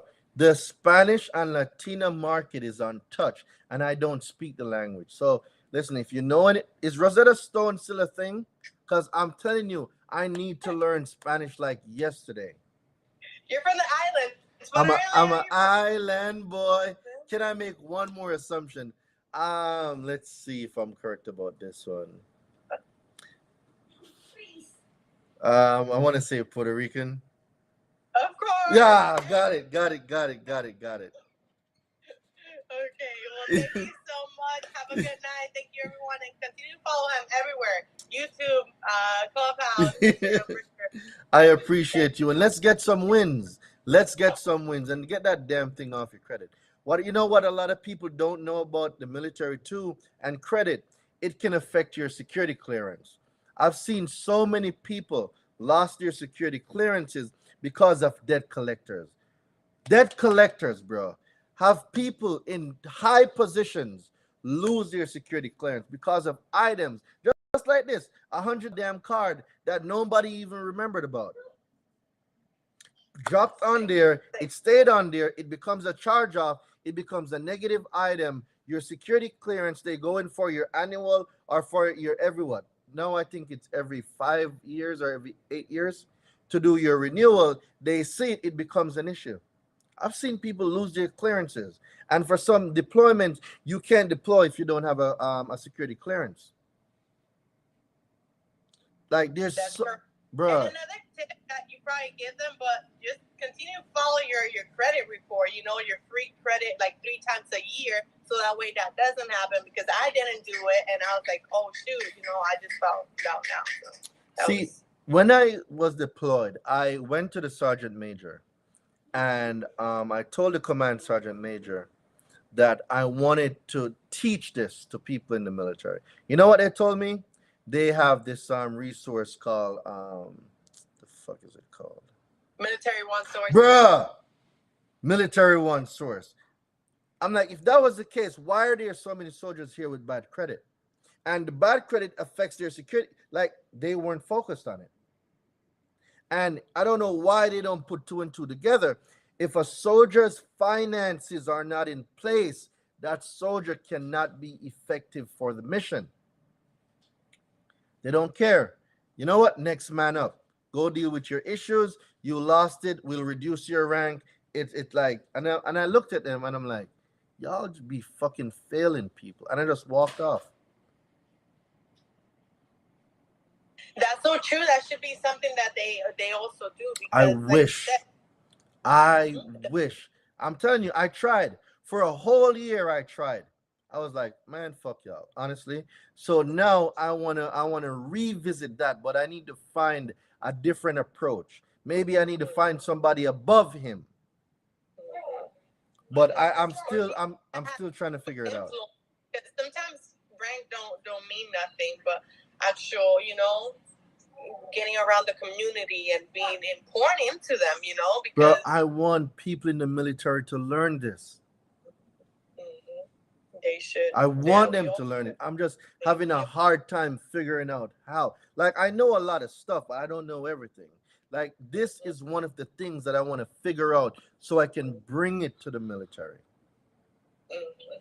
Yeah, it's very important. Finance is very important. And credit. Yep, they're going to point you to Military One Source. If that was the case, everybody would have been great. Obviously, the shit's not working.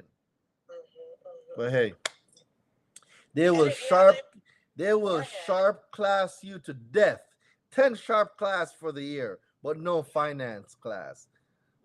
Like, bro, we just learned this last month. You got to do it again. How about we do finance every month, guy?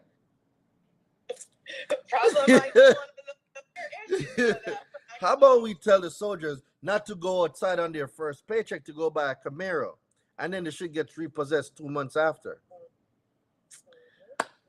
I did my best. I'm still doing it. I'm gonna figure it out. I'm gonna figure it out.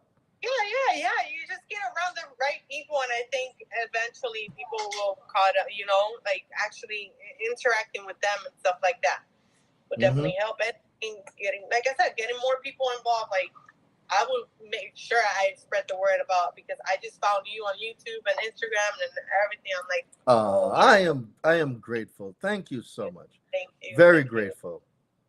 Thank you. I'm grateful for you. Well, thank you, guys. Have a good night. All right, you too. Wow, that's amazing. All right, guys. So it is the end of the road. We're gonna pick back up tomorrow. Before I go, everybody that just joined, guys, my challenge is coming up.